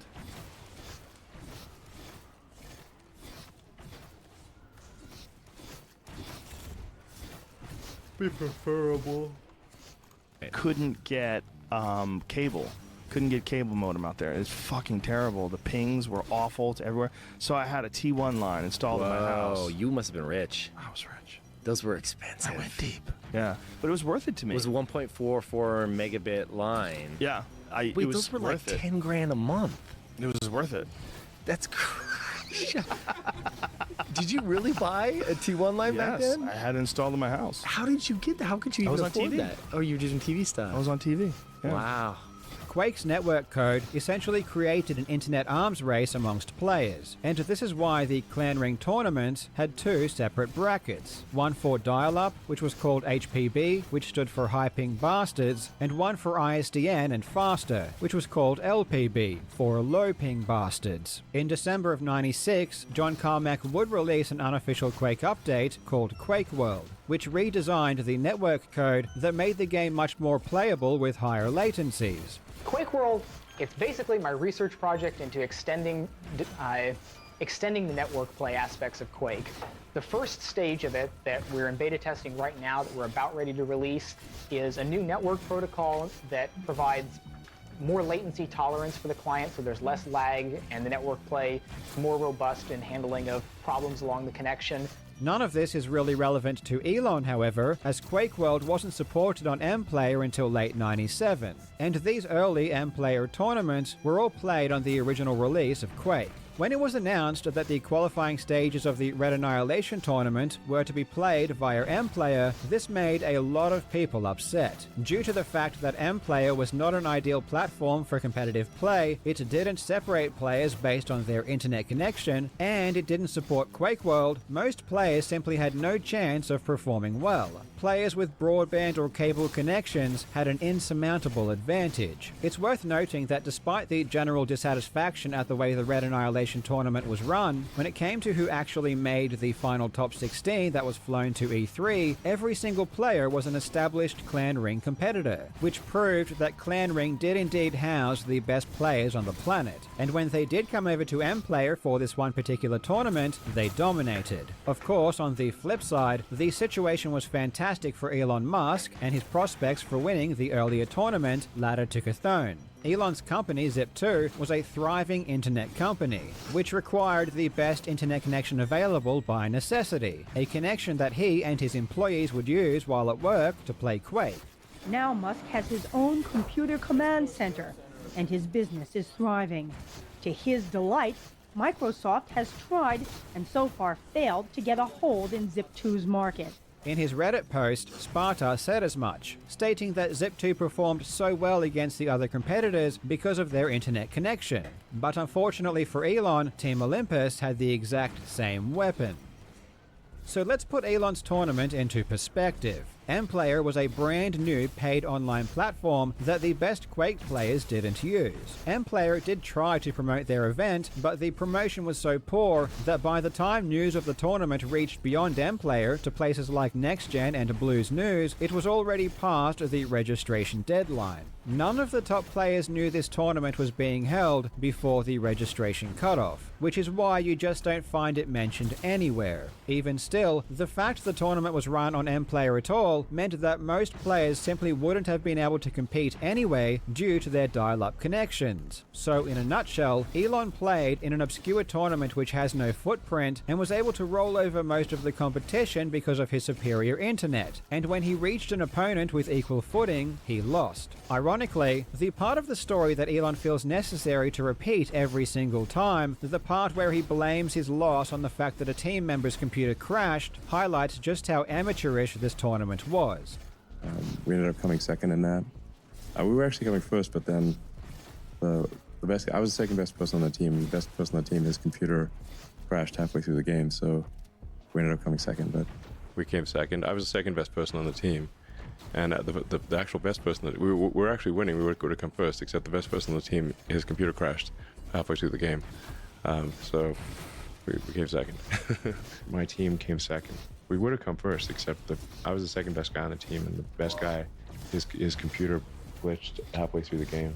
Can you imagine any reputable esports tournament that would allow the result of their grand final to be determined by a tech issue? Clearly, M-Player did not take this tournament seriously. It was merely part of an advertising campaign to try and attract new players. To then go on to claim, because of this second place victory, that he was one of the best Quake players in the world is honestly pretty insulting. If you want to compare teams with some actual data, I found that Elon's Zip team had 2 players reach the top 256 in the Red Annihilation tournament, while the Legends clan had 6 players in the top 16 alone, with Ruthless Bastards, Extreme Prejudice, and Impulse 9 having 2 each in the top 16 as well. And these were well-established clans who had either won or placed very highly in the Clan Ring tournaments. These are clans with legitimate achievements that we can actually verify. The truth is that Elon was not very good at Quake, and while his team may have come second in a tournament, the circumstances surrounding that tournament make his victory completely empty. But don't just take my word for it. There is someone else who was around at the time and who remembers playing directly against Elon Musk himself.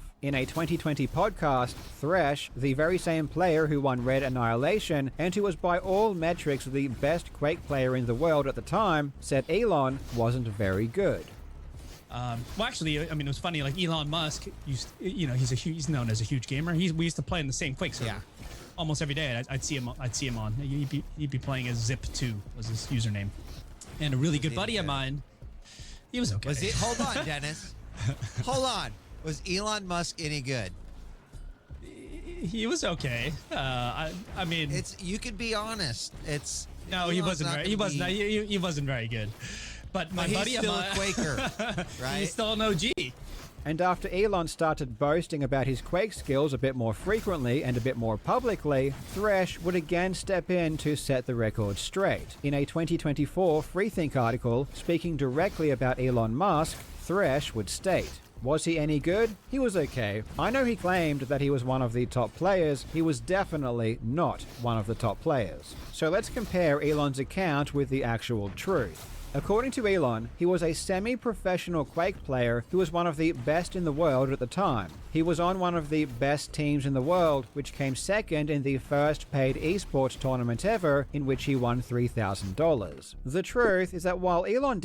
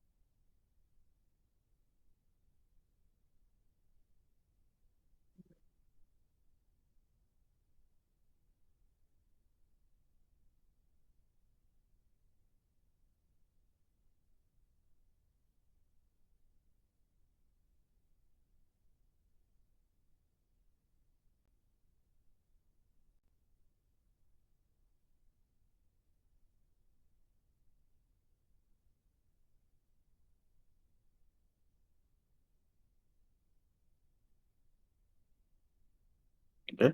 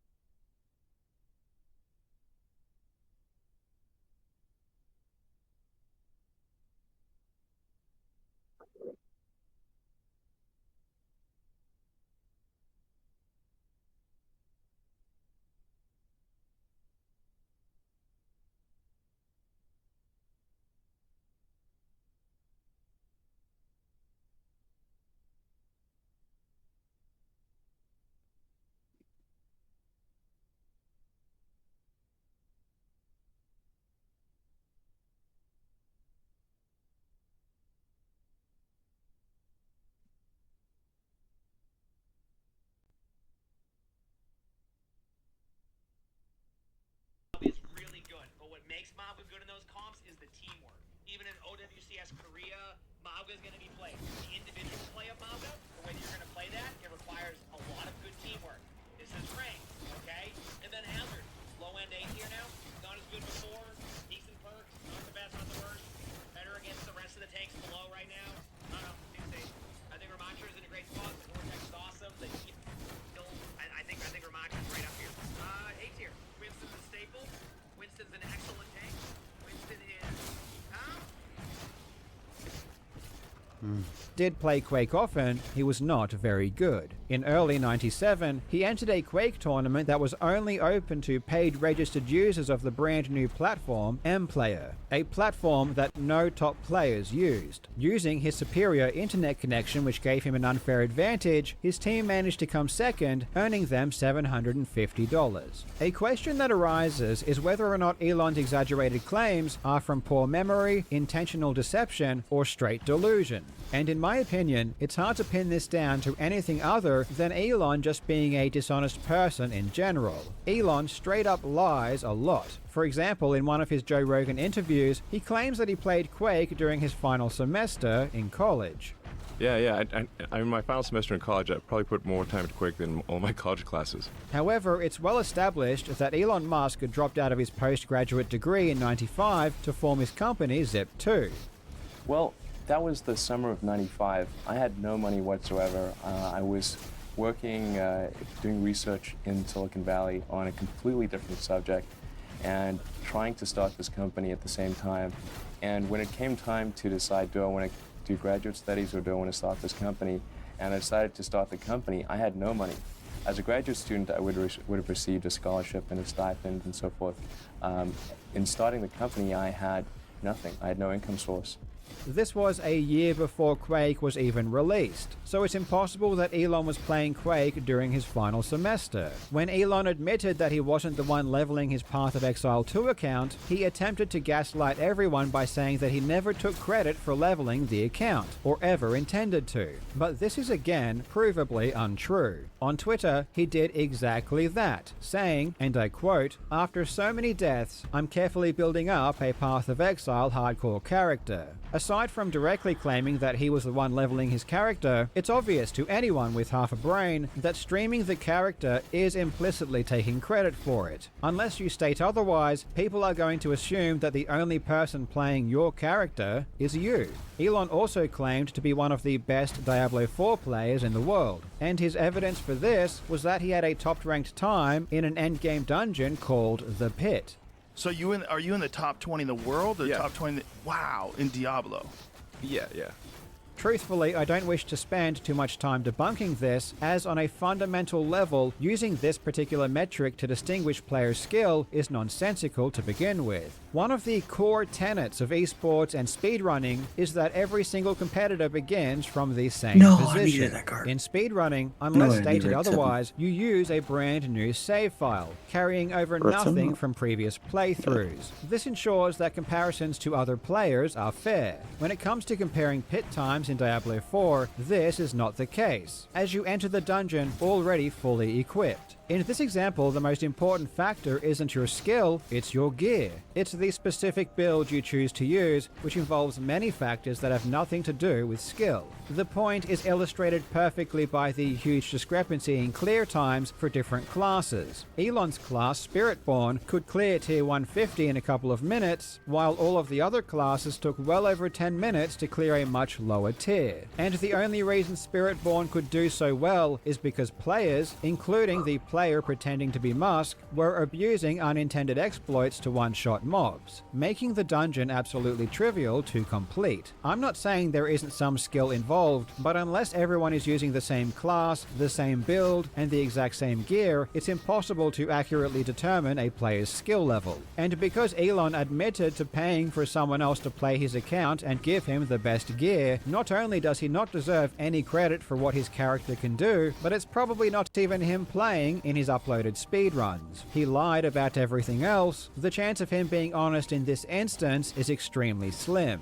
And because he has lied so much already, I would need better evidence than just a screen capture to prove it was him actually playing. It boggles my mind that a man with so much money and power is still so insecure that he feels the need to try and convince people that he's also God's gift to gaming. Not only is he deluded, but he's an insult to the actual professional gamers who devote their lives to this one endeavor.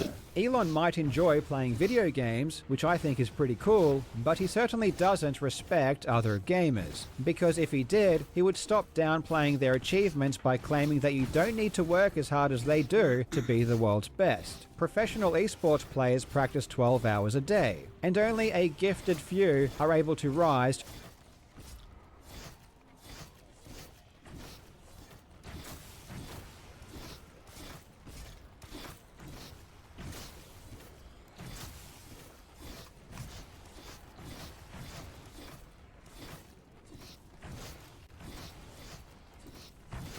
For looting 2? Oh my gosh, what the did go? My inventory management was getting out of control, but I did have a lot of goodies. Dude, that was insane.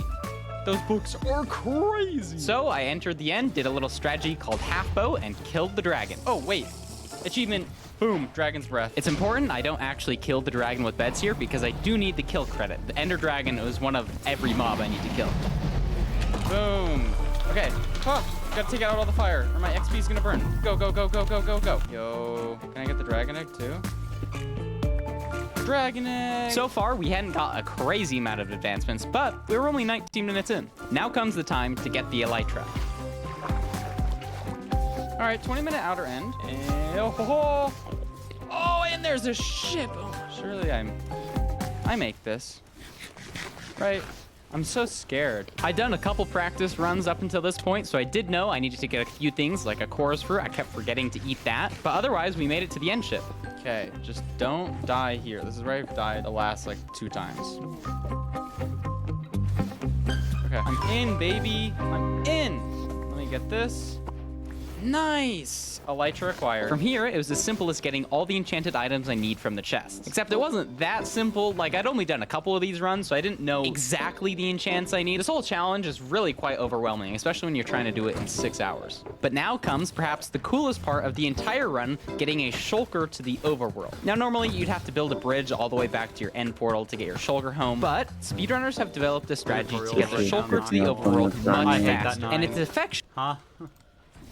What the fuck? Oh, I started reading what he said. This blob This pisses shit. me off so much right now. What does ICL mean? I can't let...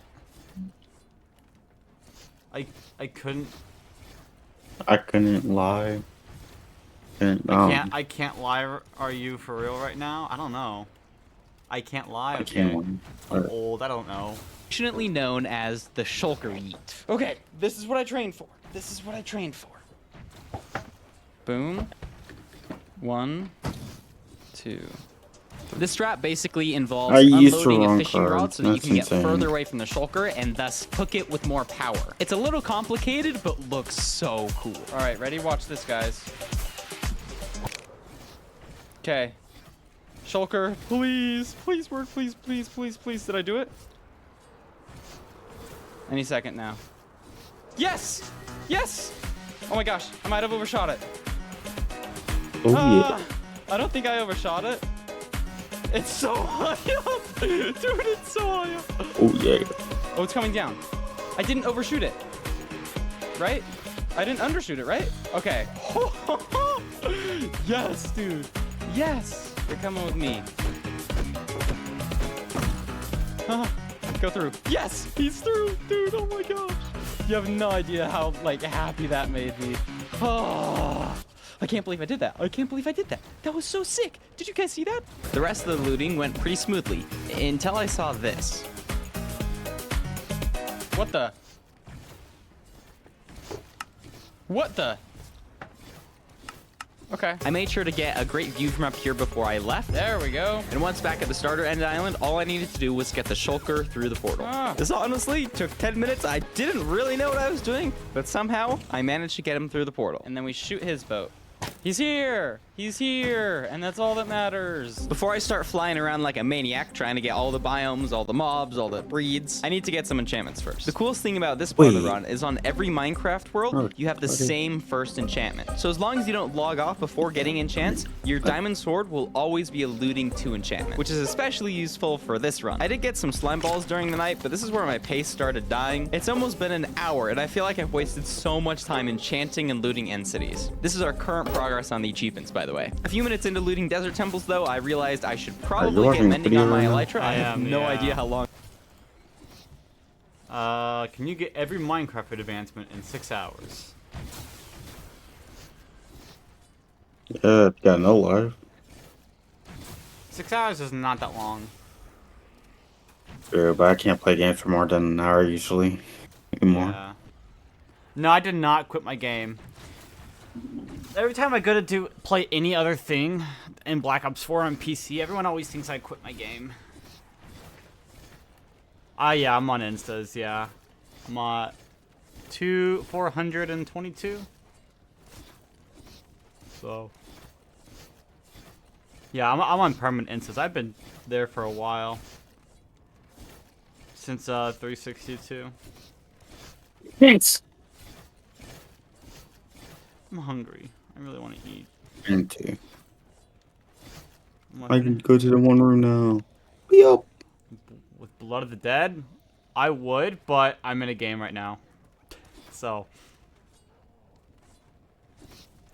Circle spam for another 400 hours? I don't think it's 400 now. Let me check. I don't know how long I got a circle spam for.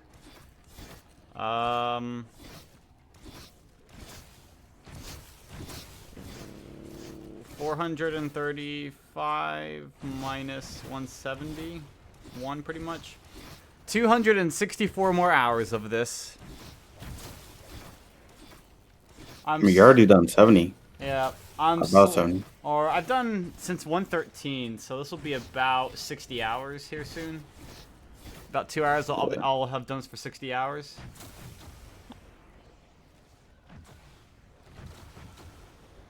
Well, I won't. Okay, so at least for me, I won't be done with this game for a few months. So, at least for me. Other And people. once he's done with it, you can play a good game like. Once Detroit I'm done with Become this Human. game, I have to play like 3 other games before I start another game. I gotta play Detroit Become Human. Something like that. Yeah, 521 hours is the max time on this map. 521 hours, 57 minutes, and 28 seconds. 27 seconds, right in between there. And then the game will black screen. Yeah. Infinite black screen. I love infinite black screen. Let's see. What do we get here? I think I'm past the point right now in this game. No one could physically beat this round I have now unless they do the same thing I'm doing. So. This.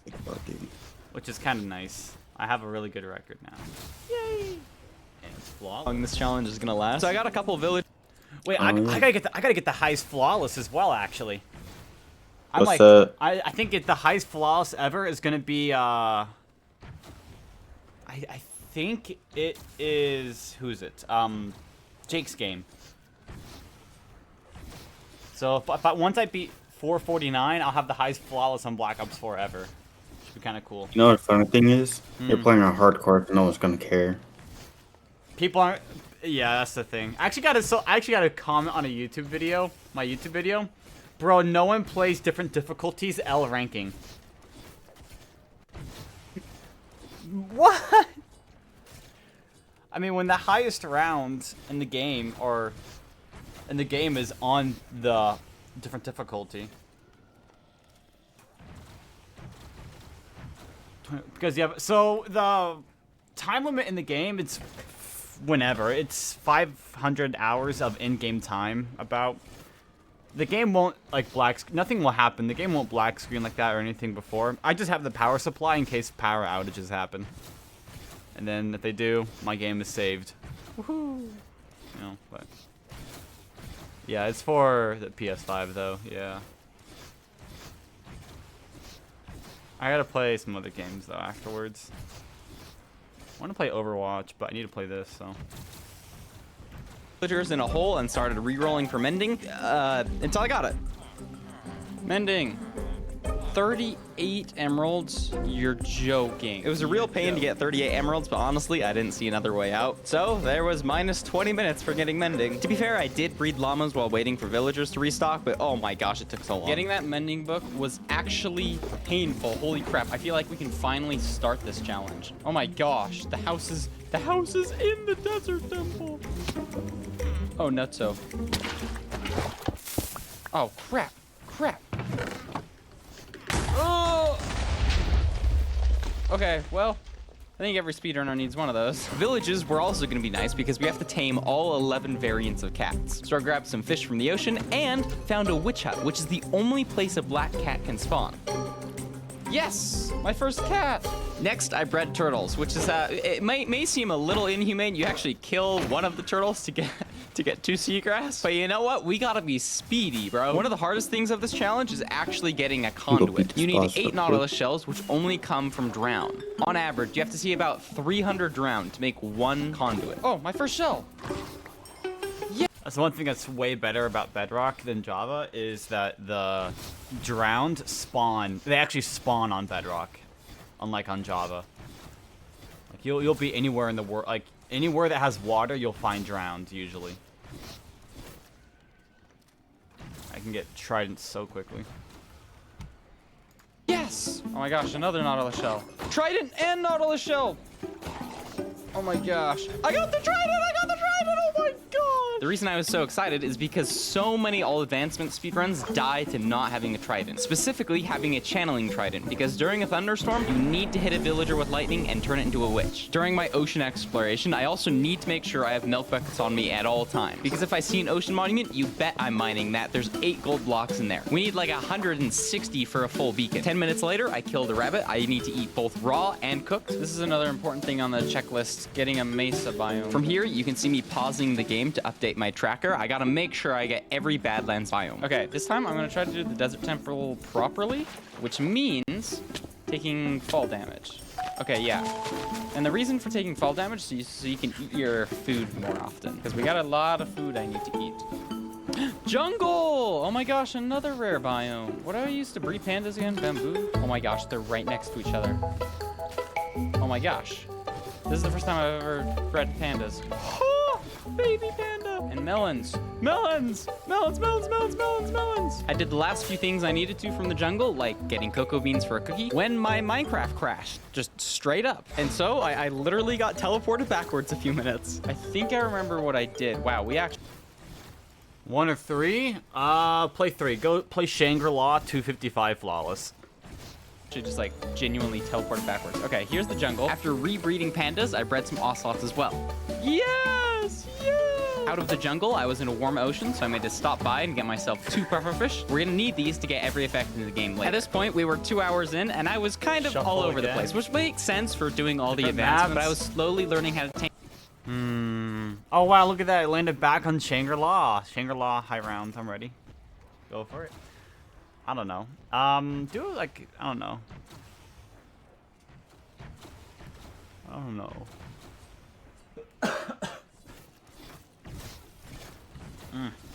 Tame cats, they're very finicky. If you slightly move your mouse too far, they'll run away. I was trying to I was also learning what not to do because at some point I didn't have efficiency on my axe, so I spent like a good 5 minutes getting it. Definitely not worth. I made sure to keep looting hay bales for food and desert temples for fireworks. Plus, in this one, yes, the notch apple. It's acquired. Aha, got it. Now, I don't know why this is, but the way Minecraft detects eating every food, cake isn't even a part of it. I made a cake in this run, literally didn't need to. One of the last important things to do in a desert was to make sure I kill a husk. I followed up the desert by breeding wolves and foxes, and our advancement sheet was looking pretty good. I was lacking on the cat front though, so I dive bombed a few, which like surprisingly worked well. But then I tried to get the dreaded pumpkin pie, and the villagers were not working with me. Oh, no, try again. Nope, let's try one more time. Oh, let's try again. Come on. Wheat. Give me wheat. Dude, this is insane. This is absurd. Stop it. Give me carrot. I mean, not carrot. Wheat. Don't you walk away from me. Don't you walk. Okay. We got a new guy coming in. Wheat. And then pumpkin pie. Oh my gosh, pumpkin pie. Rabbit stew. Yeah, baby. Oh, and then I need beetroot stew as well. Oh, you know what? I've been preparing for this moment my entire life. Oh gosh, I threw out my bones because I thought I didn't need them, did I? We'd farm the beetroots later though. It shouldn't be a huge problem. In the meantime, I got a heart of the sea from a buried treasure. This would be vital for crafting a conduit. Oh my gosh, I was about to say it'll be a cool day when I get this last Nautilus shell. Got it. And just like that, another of the 5 hardest advancements was done. We had a trident, notch apple, nautilus shell. The last 2 hard things were wither skeletons and ancient debris, which would come later. Dude, that bat almost murdered us. Flying up to villages, I would always spam F3 and B, which would flash hitboxes and make it easier for me to spot cats. Sneak attack! Alright, see you later. Okay, it didn't work. There's a donkey here? There's 2 donkeys. Donkeys actually spawn a lot less than you might think, so I made sure to breed up the first 2 I saw. But we also need to breed a mule, which is a mix between a donkey and a horse. So, we're gonna kidnap a horse. A horse is here. I can't believe this is working. I made sure to drop the horse in the water so he wouldn't die, but bro, it was a war zone when I got there. Stop! Horse, get away! Oh my gosh! There's so many of you.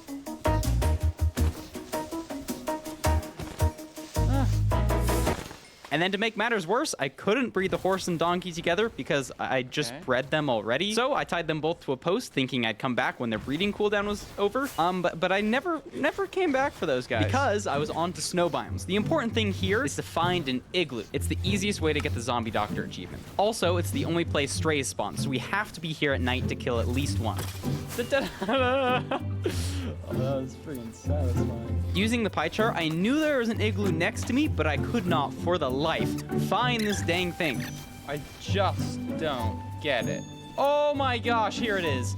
The most hidden igloo of all time. Fun fact, it's actually faster to break the ladders than climb down them. Okay, cool thing about this, comes with a weakness potion, comes with a golden apple. So all I need to do is make sure I'm in hard mode, otherwise this won't work, and let the zombie kill the villager. This turns it into a zombie villager for me to cure. But there's a catch. This takes around 5 minutes to cure, so I can't leave the area for the next 5 minutes. I have to think of other things to do. I was honestly pretty stumped, so I made a stone pickaxe. Believe it or not, I hadn't done that yet, until I came up with a few other ideas.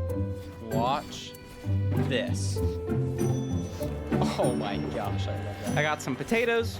No, he stole my potato. He actually stole my potato. Finally, got zombie doctor so I could leave the area. I got zombie doctor. Cool. Okay, I can leave now. Since there weren't any great biomes next to the snow one, I decided to go to the nether and get some of the achievements done there. Okay, into the nether we go. First thing I saw was another bastion, which is great because this one in particular has the highest chance for ancient debris. So I put on some gold armor and went to loot. Holy crap. Dude! They're everywhere! There's no way. They're not emoting on me. Yep, but not only were they emoting on me, but this death could have been prevented. You know when I switched it to hard mode to cure that zombie villager?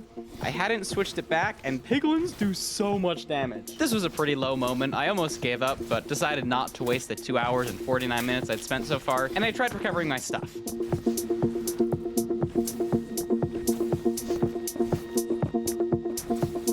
I hope my shulk rocks didn't burn. I hope my trident didn't burn. That was my shulk rocks. I hope my elytra didn't burn. Oh my gosh. Wow. I can't believe I got all my stuff back. Oh, this guy has my boots. It felt great getting my stuff back, and the only thing that burned was my diamond pick, which would come back to haunt me later, but for now, I was feeling great. And I do have a backup pick. Oh my gosh, I can't believe I have a backup I finished stealing all the gold from the Bastion and moved on to killing a Hoglin. Actually, Hoglin and Zoglin. The only way you can get a Zoglin is by putting a Hoglin in the overworld. There we go. There's that one. While in the overworld, I replaced my whole enchanting setup in hopes of getting Silk Touch. We have to get Silk Touch to pick up beehives. Unfortunately, I wasted all my levels and still had no Silk Touch. In desperation, I checked Ruin Portal. No surprise there. There was not Silk Touch. But I did get a whole bunch of levels from going to every nether biome. Like, that was insane. From level 4 to 20. And at that same moment, I found a good Soul Sand Valley fortress. If you lower your render distance in this kind of fortress, you get a lot more wither skeletons. And I figured now was as good a time as any to get a beacon. Oh my gosh!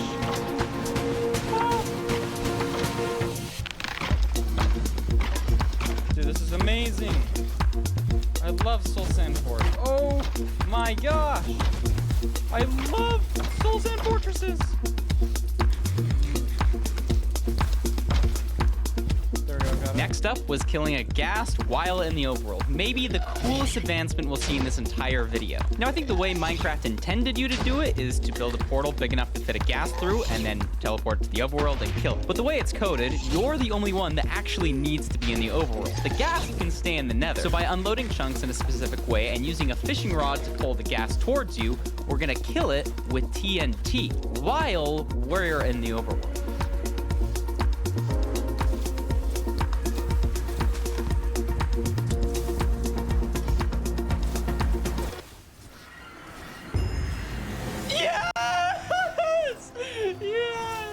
This was actually like my 4th attempt doing it because the timings and distances have to be so specific. By 340, I only had a few things left to do in the nether. I picked up a couple pieces of nether wart for every potion in the game, bred some striders because I've been having to breed every single mob, and went down to get myself some ancient debris because we need to make a full suit of netherite armor and a netherite hoe. This part's pretty easy. You just dig a really long tunnel and then use all the TNT we've gotten from desert temples to blow up the tunnel. I think it usually takes about 2 stacks of TNT to get everything we need. To the depths. Yes. And by 350, I had all the ancient debris I needed. Yeah, let's go. All we really have left are a couple rare biomes, respawning the dragon, and this big section of advancements. It looks pretty intimidating, but it's not that far off. This whole run has been set up to do these few advancements. I'm about to hit something. Can I shoot myself?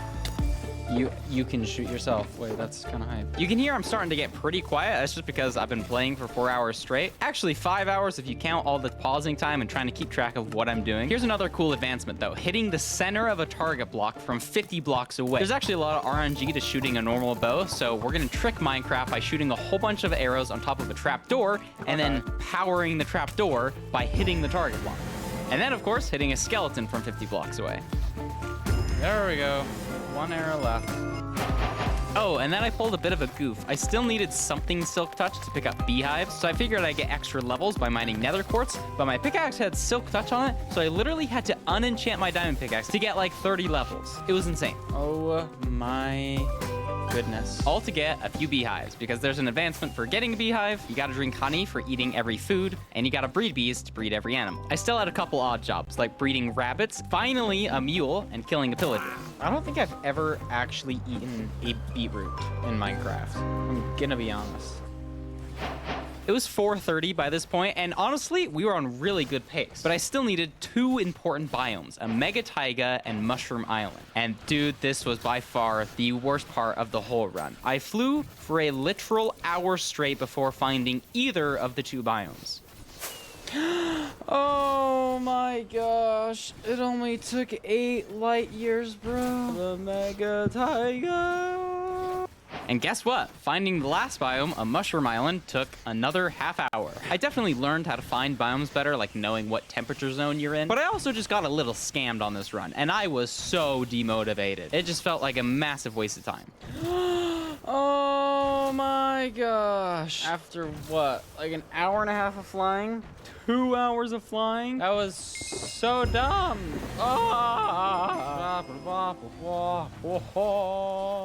I've never got either of these advancements. Yes. Oh my gosh, it makes a brown baby. I ran a few more nether errands on my way home, killing a piglin, hitting a gas back with this fireball, till finally I was back at spawn for the first time since I started. This has gotta be where I spawned.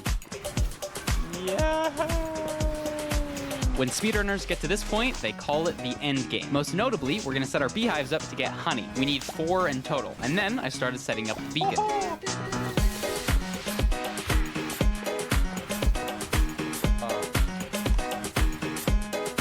I started brewing all the potions, which ironically is only 8 because we can get the other potion effects from various sources, like a beacon for jump boost.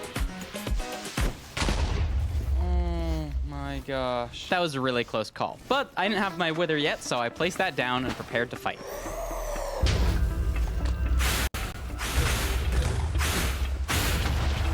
That was so easy. Beacon.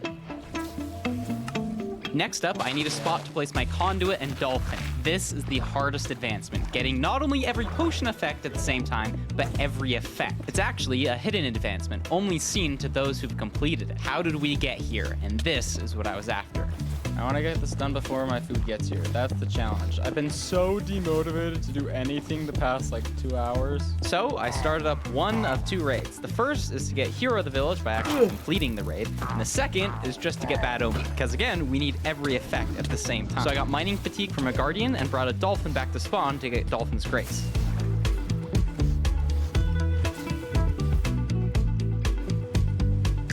I had all the major effects ready to go with potions stored in my chest. And as I was checking off my boxes, making sure I had every single effect, I realized something.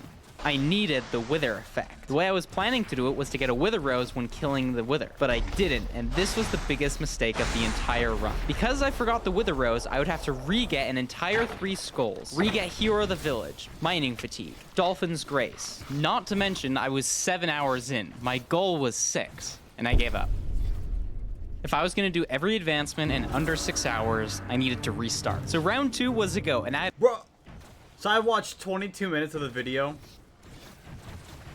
for this all to be not used. I already learned so much, entering the nether in 5 minutes and killing the dragon in 20. But the real time save came after that. After some sketchy speed bridging, I got my elytra and started doing all of the things, eating all the food, killing all the mobs, taming all the animals. One of the hardest advancements is killing 5 different mobs with 1 arrow. But thanks to some friends and videos, I had a setup. With a piercing 4 crossbow, I killed 5 animals in 1 shot. I was doing everything so much faster. We were barely over 2 hours at this point. I found a black cat and the mega taiga biome, which is the last one I needed. Perhaps the biggest RNG portion.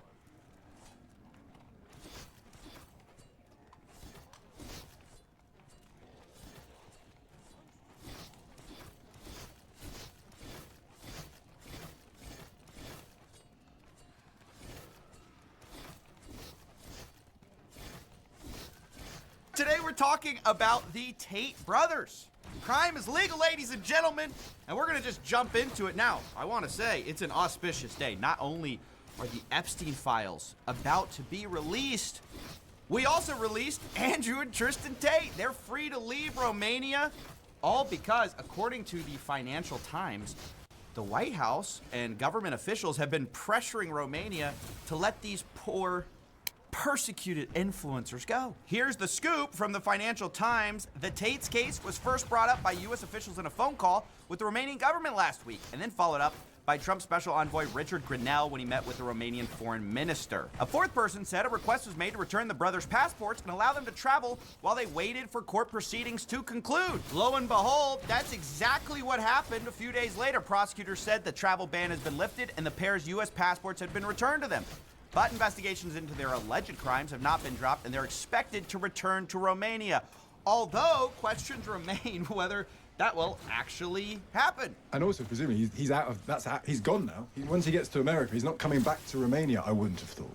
America's not going to extradite him back again. It's funny, you know, when I met him in Romania, we talked about why he was in Romania, and his line then that he'd said a lot was he was in Romania because it was corrupt, and if you were rich, you could get away with anything. And I guess maybe Washington, you know, is a better better prospect. Right, why stay in Romania when you can come to the land of the alleged human trafficker and money launderer? Now, I brought you all here today actually because I have a bit of a scoop for you. I've got a little news story for you. Now, I'm not going to make a big deal of alleged crimes here because, frankly, we don't care anymore about prosecuting any of it. So, I'm just going to show you that the Tate brothers, in addition to what they've been accused of here, also have been laundering money as literal Bond villains. I don't know why people are like, think this is the hill they want to die on, but I just want to be clear that these are not free speech warriors. They actually are Bond villains, not in hyperbole.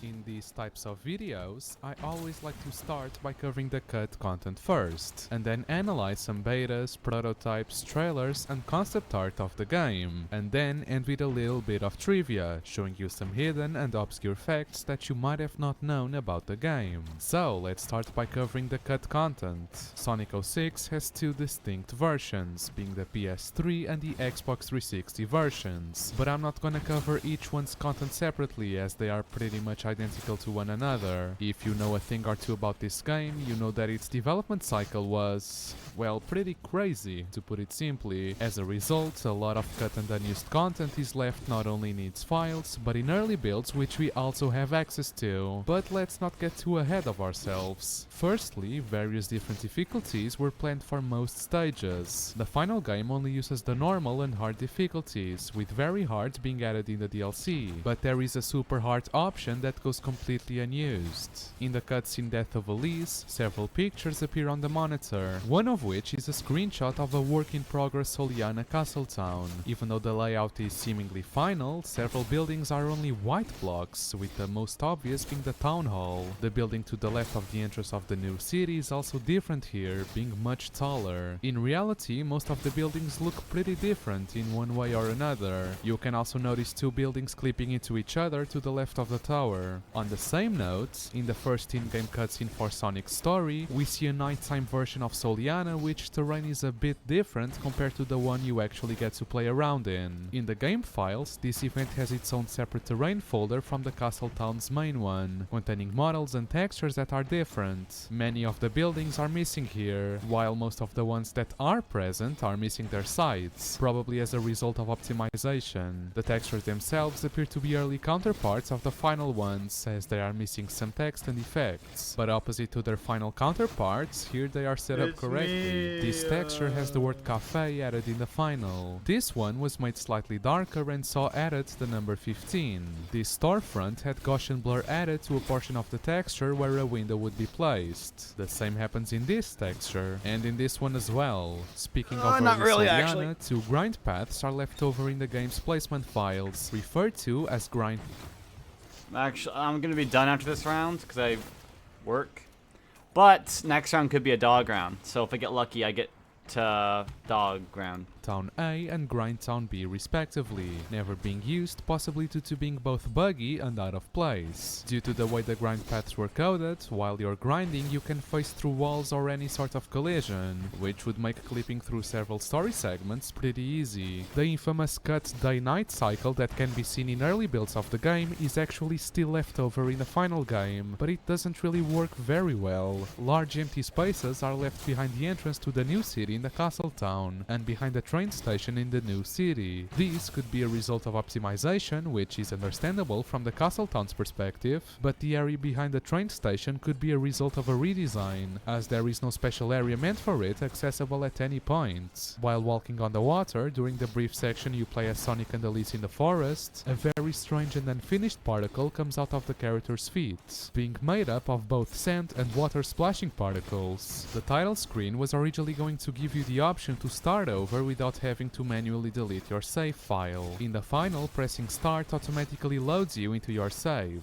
A collision flag for slowly sinking in lava, present in Flame Core's files, goes completely unused. It was actually meant to be used for Dusty Desert's quicksand, weirdly. That stage actually features an unused collision flag of its own, which would make you sink but damages before you do, which would weirdly fit in Flame Core's lava. Both of them go unused as they are pretty unfinished and also appear to be switched for some reason. A mysterious texture file, being nothing but saturated noise, could be found in the files. It also features the word, being at Komatu, which could refer to Takuma Komatsu, being one of the game's programmers. The use of this file has actually been cleared up to be used on enemies when they go into cloak mode, being referred to as optical camouflage. Similarly, this game has a bunch of unused graphics and assets left over in its files. An advertise screen promoting the release of Sonic Next, being one of the project names for the game, is left over from the Xbox Live Arcade demo of the game, which we'll be covering further in the video. The logo of Kinda Gone, probably meant for a credit splash screen, also goes unused. Well, to be honest, I can't confirm this 100%, but before researching I didn't even know of its existence, and I did finish the game not too long ago. So make of that what you will. Their logo can actually be seen in the back cover of most regions, but besides that I don't think they're mentioned anywhere. Their program, Kynapse, was an AI middleware program used by a lot of games for the PS3 and the Xbox 360, being later bought by Autodesk and renamed to Autodesk Navigation. A folder called Game Show is present within the game files, featuring some pretty interesting assets. Its name suggests it was used at some kind of event, such as E3 or TGS, but the images for the characters, which look like they would have been used for a character select screen, are completely different from any image ever used in those demos, especially considering that Shadow was never present at any of these. Different graphics for their names are also present, including for the last episode, and a very low quality new text, which I also think goes unused. An image which appears to be an early version of the game's icon could be found. Two loading screens from the E3 demo can be found within the results screen assets. In that build, they were overlaid on top of the striped box on the right, but in the final that box is completely empty, being a remnant of that era in development. An unused pause menu is also present in the files. Weirdly, the blue arrow in this image does go used in the final, being used as the default select icon. The ring reflection texture features what appears to be a very early iteration of Kingdom Valley, featuring a broken castle similar to the one from the E3 2005 unveiling, which we'll be taking a look at further in the video, as well as some platforms with some rings and the boxes with a rolled, more realistic texture, and some bridges and footholds in a waterfall. This could be an even earlier version than the one shown at that unveiling, considering that build had a pretty much final layout for the stage. The only facial expression seen from Sonic during gameplay is a grin. However, two more unused expressions were intended to be used alongside his different facial animations. The first one has him smiling more enthusiastically and showing some teeth, resembling a lot one of his renders from Sonic Heroes, meant to accompany the squinting animation he does when running. The second expression is for frowning and was meant for Sonic's idle animation, being pretty similar to Shadow's mouth texture, though he uses the one in his own archive. In the hub worlds, there are three types of icons that appear above an NPC, being orange, yellow and blue. However, there exists a fourth green one that can never be seen. Several graphics related to an early version of multiplayer could also be found, found. Weirdly, these graphics go up to 4 players, even though the final game only allows 2 players and 3 characters, being Sonic, Shadow and Silver. This suggests that at some point in development, more characters were able to be picked, which will be corroborated by something I'll show you in a bit. An unused question mark icon, meant as a placeholder for the life icon, appears within the same texture as the actual life icons. Interestingly, some of the actual used icons look like early versions of their character's model. A texture called gem.tds contains many icons for various in-game gimmicks. Its name suggests it would have been used exclusively for the gems, but it does actually feature more stuff. Firstly, a rainbow gem which can't be obtained through normal means in the final. A reference to it can be found in the shop files, stating you'll need to buy it to see what it does. This gem would have acted as the Supersonic gem, allowing you to play as him in any stage besides the final one. You can still access it through hacking and it works.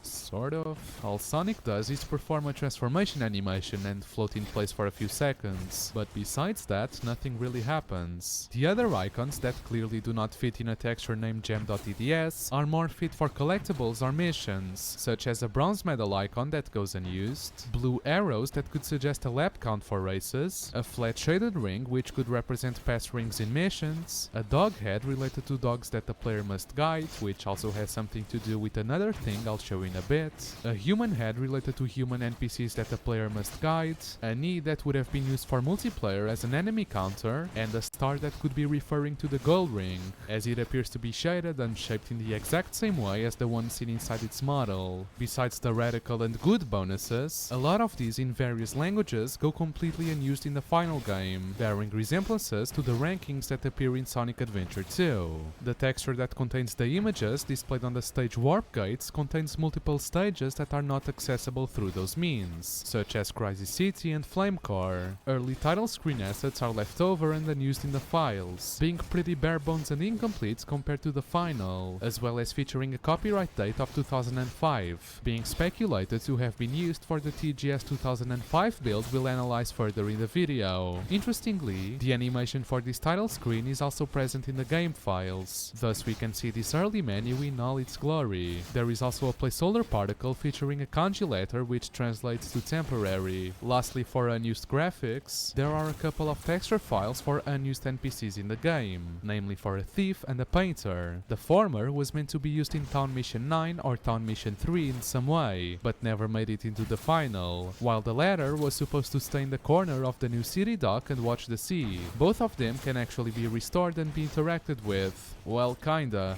The thief just walks around with his bag like a regular NPC, while the painter does actually feature some dialogue. They offered to pay me a lot of money to paint a forgery of a famous artist painting the sea, but I turned it down. I want to paint my own art, not get money for faking someone else's. Then the guy took off his hat and said, "I've been looking for someone like you." It was a world famous painter. He agreed to take me on his apprentice, and he never takes apprentices. I'm so happy, I don't know what to think. I can't believe something like this would happen. I'm so glad I didn't give up. Also, the painting present in the canvas is a screenshot of what appears to be an early castle town featuring Sonic. Remember when I said I'd show you something related to those dogs in that gem.tds texture? Well, here they are. Dogs can normally be found sitting around the castle town, but they were also meant to walk around the new city. The same would happen with pigeons, though they don't really walk, they just float around. Now let's take a look at some unused objects. There are a lot of them, like seriously, there is a ridiculous number of objects that go unused for seemingly no reason, especially when you consider that a lot of them are pretty uninteresting really, such as rock variations in Crisis City. Even so, there are still quite a few interesting examples. A jump ramp, identical to the one later used in Sonic Unleashed, could be found. Unlike the jump panel used in the final, which launches you at a set speed, this one launches you at a variable speed depending on the character's speed when it interacts with it, similarly to Unleashed. There is a present called download_object, being a collectible object that can load asset packages and play a hint clip upon being collected. It is only used in a test object layout, probably for a removed test level, which makes Sonic say the following line when he interacts with it.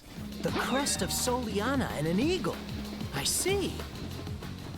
In Rouge's model files, there exists a model of a weapon called the Bat Cracker. It has an oval design and bat wings attached to it, as well as a pink heart and 2 ears. According to an unused hint, it was a mine that you could place in mid-air, probably functioning similarly to the actual heart bombs used in the final. Press the X button in mid-air to place a Bat Cracker mine.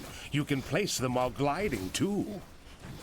Interestingly, the Bat Cracker appears on Rouge's waist for her loading screen tips, but is never loaded to gameplay. There are also quite a few specific stage objects. It's a video about Sonic 06's cut content. I used to play the game all the time when I was younger. I play Project 06 now. That go unused. Wave Ocean has parasol variations that can never be seen. Even though the actual parasol is used, its white, orange, purple, pink, green and cyan variations do not.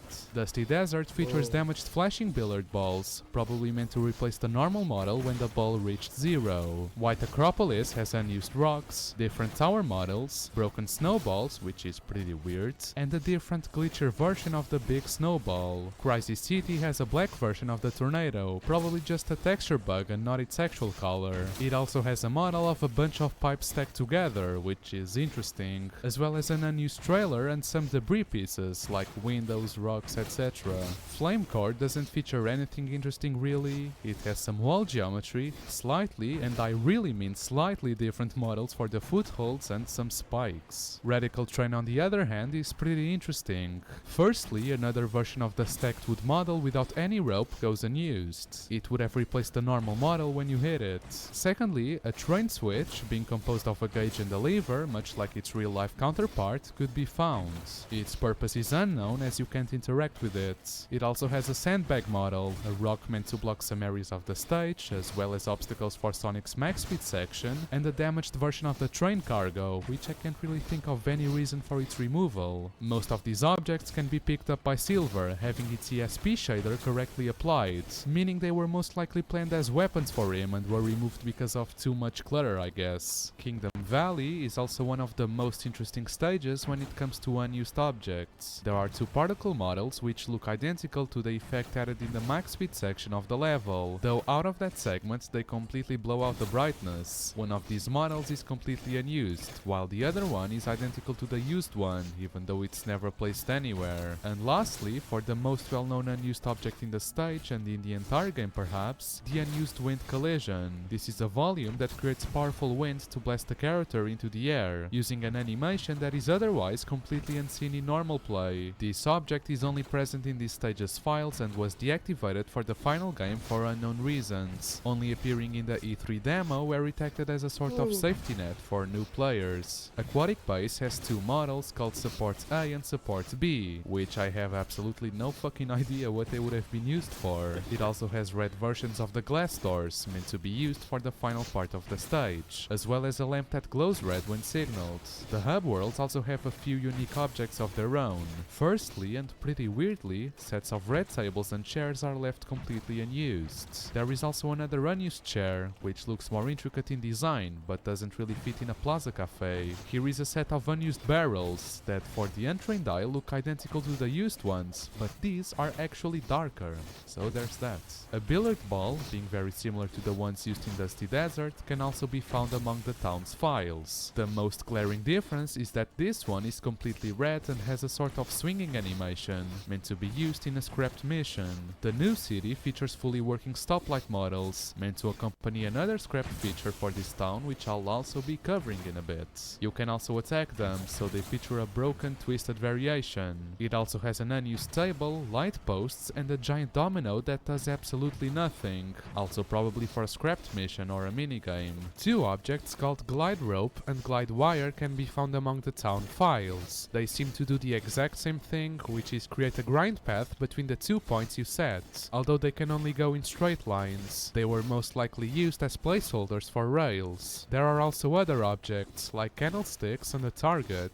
And lastly, a lamppost in the castle town which can only be seen in CGI cutscenes. Speaking of cutscenes, cutscenes, they also have a few unused objects. Well, most of these are only semi-unused really, as some can be seen in CGI cutscenes, meaning their model is never actually loaded in-game, but it is used outside of the actual game. Such examples are an egg cart, which does nothing besides floating in place, and Alyssa's feather, being a really tiny and almost impossible to see model. The Scepter of Darkness can also be spawned in, which does appear in Only in-game cutscenes, but 350. can never actually be seen during gameplay. There are also a few unused doors for the egg carrier, but nothing interesting really.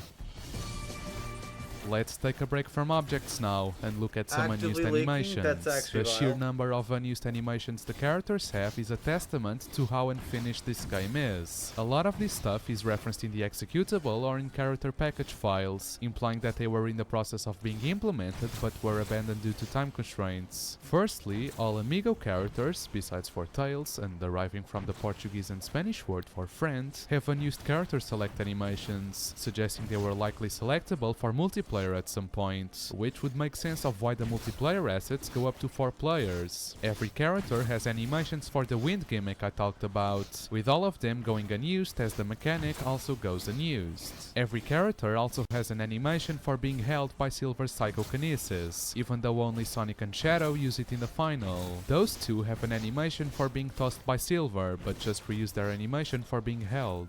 Sonic's grinding would have resembled a lot what can be seen in Sonic Heroes, featuring animations for leaning and everything, which would have allowed the player to switch rails while grinding. Even though only Sonic, Shadow, Tails, Omega and Blaze can grind on rails, Amy, Knuckles, Rouge and Silver also have grinding animations. Silver specifically has a typo in his package file which prevents it from loading, having the file type in its name written twice, which is really fucking weird. His main grinding animation Oh my gosh, is that why I couldn't? That's why his animation doesn't play in the game? I remember playing Silver through Crisis City. You could go if you like glitch like do some trick to get past the auto switch to Blaze. You can get to Sonic's part in it. And whenever you got on the rails there, which was difficult to do, the grinding animation never played, which is super weird to me. is used in multiplayer, however. Omega has the state for using a pulley, but has no animation for it, causing him to T-pose when interacting with one. He also has an animation for balancing on a ledge, which looks incredibly silly, but can never actually be activated. There are a few unused animations for the max speed sections. Sonic has a couple for jumping and landing that would be used instead of just reusing the normal ones he has during gameplay. Even Shadow has another animation for running, which goes unused, using the same file name as the max speed running animation for Sonic. I'm learning new Suggesting he things would about this also game have all the his own time. I mean, at sections least some about point. Sonic 06. Both of them also have animations for doing tricks, possibly for after jumping off I ramps or remember that. rainbow rings. I've seen those. Sonic, Shadow and Silver have animations for a moonsault, resembling the trick jump they would do by jumping out of a somersault in SA2. Interestingly, Silver's animation matches perfectly with another unused animation he has for a kind of attack that could blow away something below him, as both of them start in the pose he holds when using marks on the ground. Now, something very interesting. At some point in development, there was supposed to be a tag mode in the game, and it was originally going to have a storyline of Sonic and Shadow working together to collect the Chaos Emeralds. Besides some unused voice clips that confirm this, which we'll also be covering in a bit, there are a couple of animations intended for this mode which never go used. Namely, animations for Sonic riding Shadow's Jeep. However, Shadow also has unused animations that would play when he'd take damage in the buggy, which are never played in the final, with Sonic also having them. Sonic specifically has a bunch of unique unused animations that suggest cut gameplay gimmicks, or at least some more level of polish in the game. Firstly, he has animations for landing on and jumping off of a pole. The cues to play them are present in the executable but are never actually properly implemented. Here is what they look like when restored. An animation for jogging is also present and completely unused, as in the final game he just kinda walks or slides awkwardly. He also has animations for doing tricks with a board in White Acropolis, as well as with colliding with stage geometry. Interestingly, there are quite a few animations from the TGS 2005 build still present in the game files, fully working on his new model. He had standing and idle animations which are pretty different and honestly very weird compared to the final ones, with one of them appearing to be some kind of ducking mechanic. He also has his animations for walking, running and falling, resembling the ones one seen in SA1, and his infamous gold ring / finishing a level animation. Shadow also has a few unique unused animations, mostly related to the vehicles. He has an animation for being sucked into the flaming tornado in Crisis City, as well as another animation for the trick ramp. There are animations for boosting on the glider, falling out, entering it, which can never be done as all glider sections automatically start you riding it, as well as exiting, which is also impossible, and 4 different damage animations. 2 animations related to the hovercraft go unused, meant for taking damage. They look exactly the same as the Jeep damage animation I've already shown you. The same goes for the bike, which also has these 2 identical animations, as well as for jumping, dashing, and doing a wheelie. Silver, much like the other 2, has a few unique animations. Firstly, a version of the grab all ability being used in midair. A backflip animation, probably meant to be used with a pole, goes completely unused. Although the final uses a very similar animation, this unused version has Silver standing on the ground while using the grab all, while the final has him floating slightly. Some of these unused No, you can do animations that. also suggest You're able to, if you double tap the trigger, you can, in the grab all, you will float. some cut abilities or attacks. By far the most known, the ledge grab. Most of the characters were meant to be able to grab ledges like in SA2. The coding for this move is incomplete, though some attempts have been made to somewhat recreate it. This ability was most likely cut as the level design doesn't really need it. Knuckles has some animations which suggest he could charge his punch at some point, probably meant as part of his screwdriver attack.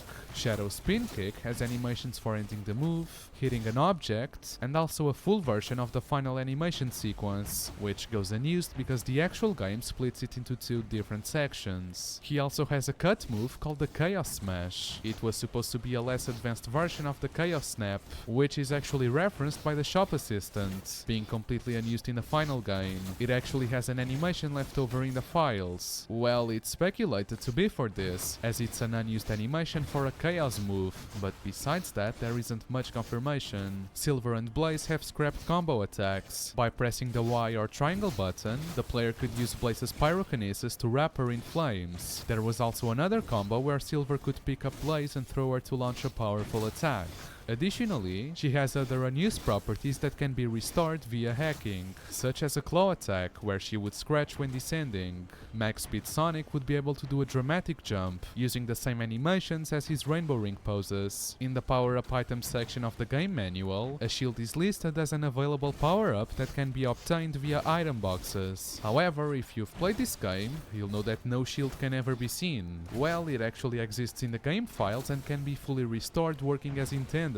It was most likely removed in favor of the yellow gem. Speaking of it, a beta version of it is left over in the files, being colored differently and lacking the lightning effect. An unused code timer for the spin dash is present, lasting exactly 8 minutes and 21 seconds. It is also called Mario 64 in the game files, which is again really fucking weird. The small gauge under the action gauge used for Sonic is the maturity meter, and was originally supposed to level up Sonic's custom abilities in one way or another. While it can be reactivated, there is no code related to leveling up, thus it basically does nothing. Additionally, Sonic's gauge was supposed to drain when using the gems, which can also be restored. Silver's bracelets were originally supposed to be closed and would open up with his powers, as they are rigged and can be opened when editing the model. Several cutscenes show Silver with the bracelets closed, even though they are always open in gameplay. There is actually one cutscene where his bracelets can be seen opening up when he activates his powers. The homing smash was originally supposed to be obtained via they are always open in gameplay. There is actually one cutscene where his bracelets can be seen opening up when he activates his powers. The homing smash was originally supposed to be obtained via a bracelet that Sonic would pick up and wear on his wrists, which model is still left over in the final. This is also corroborated by the fact that the ability is referred internally as homing smash and not color gem as all the other ones are. Speaking of cutscenes, there are quite a few missing and cut events from the game. In the event folder of the game, the event titles for Sonic start with E0000 and increasing the last digit by 1. Every other story follows the same scheme, with the nuance that Shadow's is E1000 and Silver's E2000. However, this naming convention is broken 2 times, where E0024 jumps to E0026 for Sonic's story, and E1000 to E1002 for Shadow's story, making events E0025 and E1001 completely absent from the game files. It's very obvious that the missing cutscene for Sonic's story is just after the cutscene Out of Control, while Shadow's is just after the Really? intro cutscene. I thought it would be the Radical Train one, because there's nothing there. Interestingly, several unused lines for a conversation between Shadow and Rouge for White Acropolis seem to fit its purpose. Shadow, why you? It's a request from the president. Come on, don't underestimate Rouge the Bat. I didn't know that you were the agent who failed to infiltrate the location. I got in successfully, and got the treasure too. I was only a little slow getting out. We don't need to stay long. Let's go. In the game files, there is a leftover picture of Eggman without his glasses, which is kinda disturbing, honestly. A lot of pictures are present in the files that are presumably used by Eggman on the egg carrier to locate the Chaos Emeralds. These maps include the errors that occurred on board the egg carrier before it crashed. The pictures also include renders of the Soliana newspapers that Sonic read in the cutscene where he returns to the present from Flamecar. The game also has a bunch of unused object layouts, proof of its troubled and rushed development. Surprisingly, all 3 layouts for the TGS 2006 demo of Kingdom Valley are left over in the final. These appear to be almost final or identical to the XPLA demo I'll be covering. Using a glitch as Sonic, you can access the blocked portion of Soliana Castle Town and enter Soliana Forest before going. I remember trying to do that glitch for like hours when I was younger. I only ever got it one time, and this is a much easier setup as well. To wave and access the blocked portion of Soliana Castle Town, covering. Using a glitch as Sonic, you can access the blocked portion of Soliana Castle Town and enter Soliana Forest before going to Wave Ocean. Doing so reveals a pretty odd layout, where you can see double sets of doors among various locations, including the entrance to the forest that can only be seen by clipping through walls. The forest itself spawns a multitude of signs, including the no symbol, checkered strips, stop signs and speed limit designations. The former 2 have layering issues, thus looking weird. Interestingly, the checkered strips are used in a side quest, and both the stop and speed limit signs can be destroyed with a homing attack.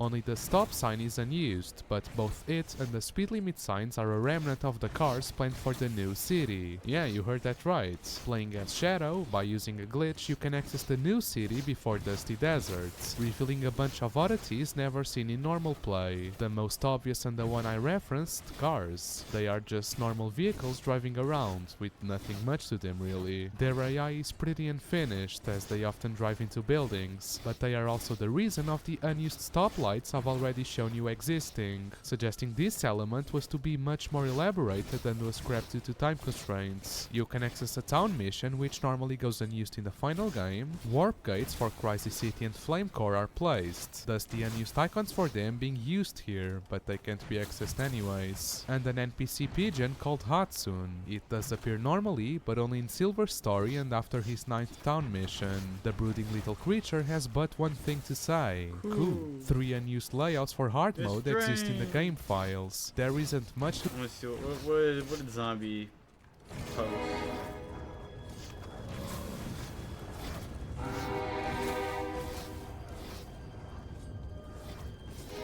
Long trample steam can't hurt you? Ew.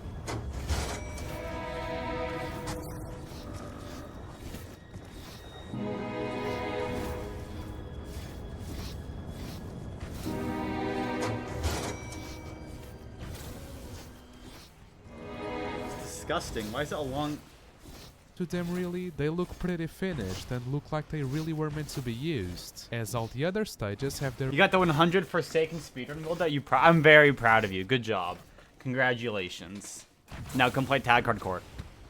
own hard mode equivalents, so we can only speculate. The game also has specific I'm not sections proud. scrapped from levels. Dusty Desert has a bunch of these, for example. An unused layout file for the B section of Sonic's Dusty Desert was found in the files, while in his normal level he ever only goes through the A section, which is the big open one. This layout doesn't quite align with the stage model correctly, suggesting the objects are either misplaced or the level did suffer some modeling changes, and in the final game only Shadow ever goes through both sections. Similarly, Silver has an unused layout file for the A section, which does look like it works normally. He does go through this section during End of the World, but that level uses a different layout. Interestingly, a C section also exists in the files for the level, but ends up never being used. Only Sonic has an actual object layout for it, as Shadow only has lighting data. What on The objects earth? appear to spawn mostly within the playable area of the A section, but don't seem to make much sense from a gameplay perspective, as multiple objects are just floating above ground and split from the actual model path. This either suggests this C section was an earlier version of the A section, or the places where it does match this section's level model are mere coincidences, and it actually used a completely different model. I doubt this because, I mean, these dash panels align perfectly with this wall, it can't be a coincidence, right? White Acropolis also has a scrapped C section, although no object layout or terrain exists for this part, only a Lua file for it which looks really early and different compared to the final versions used for other stages. It's possible it was intended to be a cutscene or a boss map. There are a ton of unused missions in the game, and when I mean a ton, I really Stream on mean a YouTube? ton. A I lot will of them are eventually. fully functional and appear ready to implement as normal, while others look pretty rough and unfinished. There is a mod that restores and completes some of them by modder Gordon Ramsay, so make sure to check it out. Now, probably one of the most famous scrapped elements from this game, the D section of Crisis City. This layout can be loaded normally, though it will be completely offset from the model of any of the game sections, as the level geometry for it appears to be completely absent from the game files. This layout is actually mostly complete, featuring working path files and whatnot. Numerous pre-release screenshots of this stage show Sonic in unknown locations from what can be seen in the final, which could potentially be this section, as some areas of the layout match what can be seen in them, suggesting its removal was a rather late decision. Speaking of pre-release screenshots, Tropical Jungle also has the characters running across completely unknown locations. Did you know that, according to the game files, there is a fourth hub world? Yeah, the circuit, which can really only be seen in town missions, is labeled as Town D in the game files, with the other hubs being Town A, Town B and Town C. Even if you can't access it normally, the default music defined is the same as the new city, which makes sense since it's implied to be part of the new city. There is one unused object layout file for it, which contains only one of Shadow's vehicles as well as the unused new city cars. Blaze's section of Crisis City has multiple unused objects past the ending area, including pole objects set up on the lamps before the large tower, being positioned in a way that suggests you jump from one to another, though they don't really work. In the B section of Kingdom Valley, a large area behind the final castle is left unused, having a large cave that has no walkable collision. Even though most of the test levels referenced in the file system have been removed, 11 test levels are still left over here. They are not very interesting, most of them are just zoos with a lot of objects placed in some random areas with nothing much of notable. The most interesting by far are the town tests, where you can see those early layouts for the new city and the forest, as well as a unique layout of the sort for the castle town, which can never be seen even by using glitches. The other test levels are what you would expect, with vehicle testing for Shadow, grind splines, collision testing, etc. Much like the Boost games, where there was a file called actstgmission.lua, here it's called stageselect.lua, featuring some developer notes to identify each level layout. What was interesting there is that there were a lot of names that were seemingly early names for some stages in the game and never made the final cut. The same is the case in 06, and these notes feature a lot of interesting details about the stages. Most of the entries are in Japanese, as is common, so most of the translations might not be 100% accurate to what they are really supposed to mean. one. Iblis is internally called Lava Shrimp. Mephiles is referred to as Alter Ego. Multiple entries for removed test levels can be found here, mostly for testing objects for each stage. Interestingly, the test level for Tropical Jungle uses TPS as a prefix, which is a remnant of its old name, being Tropical Savannah. Silver's test level says his final name is Temporary, which is unusual as his prototype name is Venice, and you can actually see him being referred that way in some files. Dusty Desert's layouts are characterized as being temporary maps. I don't know if this means they were not supposed to be the final iteration, but take your own conclusions. White Acropolis is said to be outsourced, which is strange, I guess. Kingdom Valley is spelled once as Kingdom Valley. Event 0104 is labeled as E3 2005 Old Castle, which lines up with the location of where the 2005 teaser takes place. And the Scepter of Darkness is referred to as the Book of Darkness. And on the same note, and before we look at unused audios, there are also a bunch of text entries in the game files that go unused. The entry for the shop, for example, has a bunch of lines that suggest cut game features. Firstly, the Rainbow Gem line, which I've already talked about. Silver was supposed to be able to buy an item called the Speed Chip, which was meant to increase his max speeds. Music from the previous games also looked like they were once purchasable, though the names for the tracks themselves don't seem to be present. A world ranking function would apparently be present in the game, but was cut pretty early on as the text can only be seen in Japanese and there are no assets for it. The text file for the main menu also features a lot of curious mentions to things that are not found in the final game, including the network, downloads and Xbox Live options, a mission mode and additional episodes with the super characters, as well as Metal Sonic. He doesn't even appear in the game, so this is pretty strange. And lastly, a text file containing some other text also has a bunch of scrapped features, such as the Rainbow Gem, the Super Form, scrap difficulties going all the way to Ultimate, as well as SA2-like stage missions. I think that's round.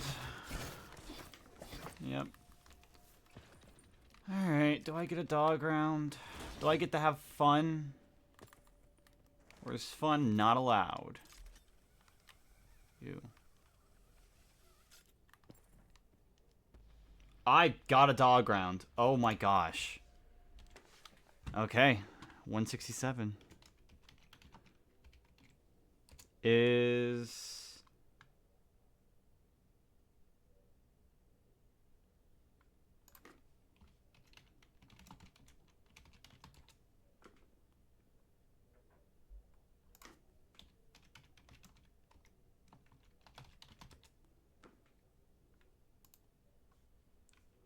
You know what? You know what?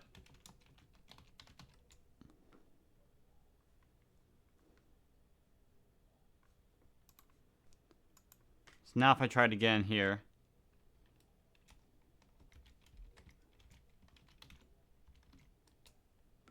Oh. There we go. So 423, I got dogs. Nice, nice, nice.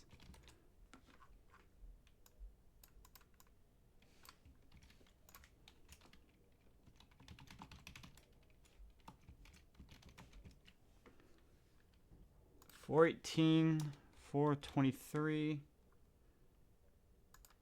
I have had 7 5-rounders.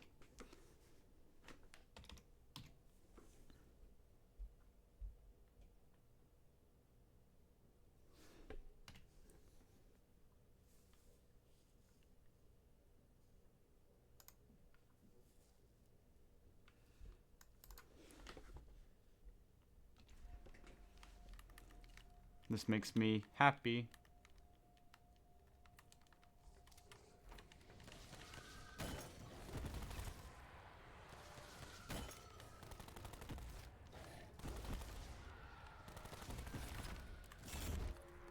I do want to... I don't need to repair my shield again. 168.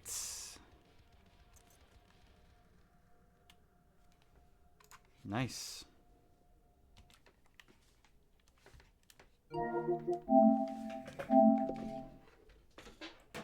Alright, I'll see y'all later.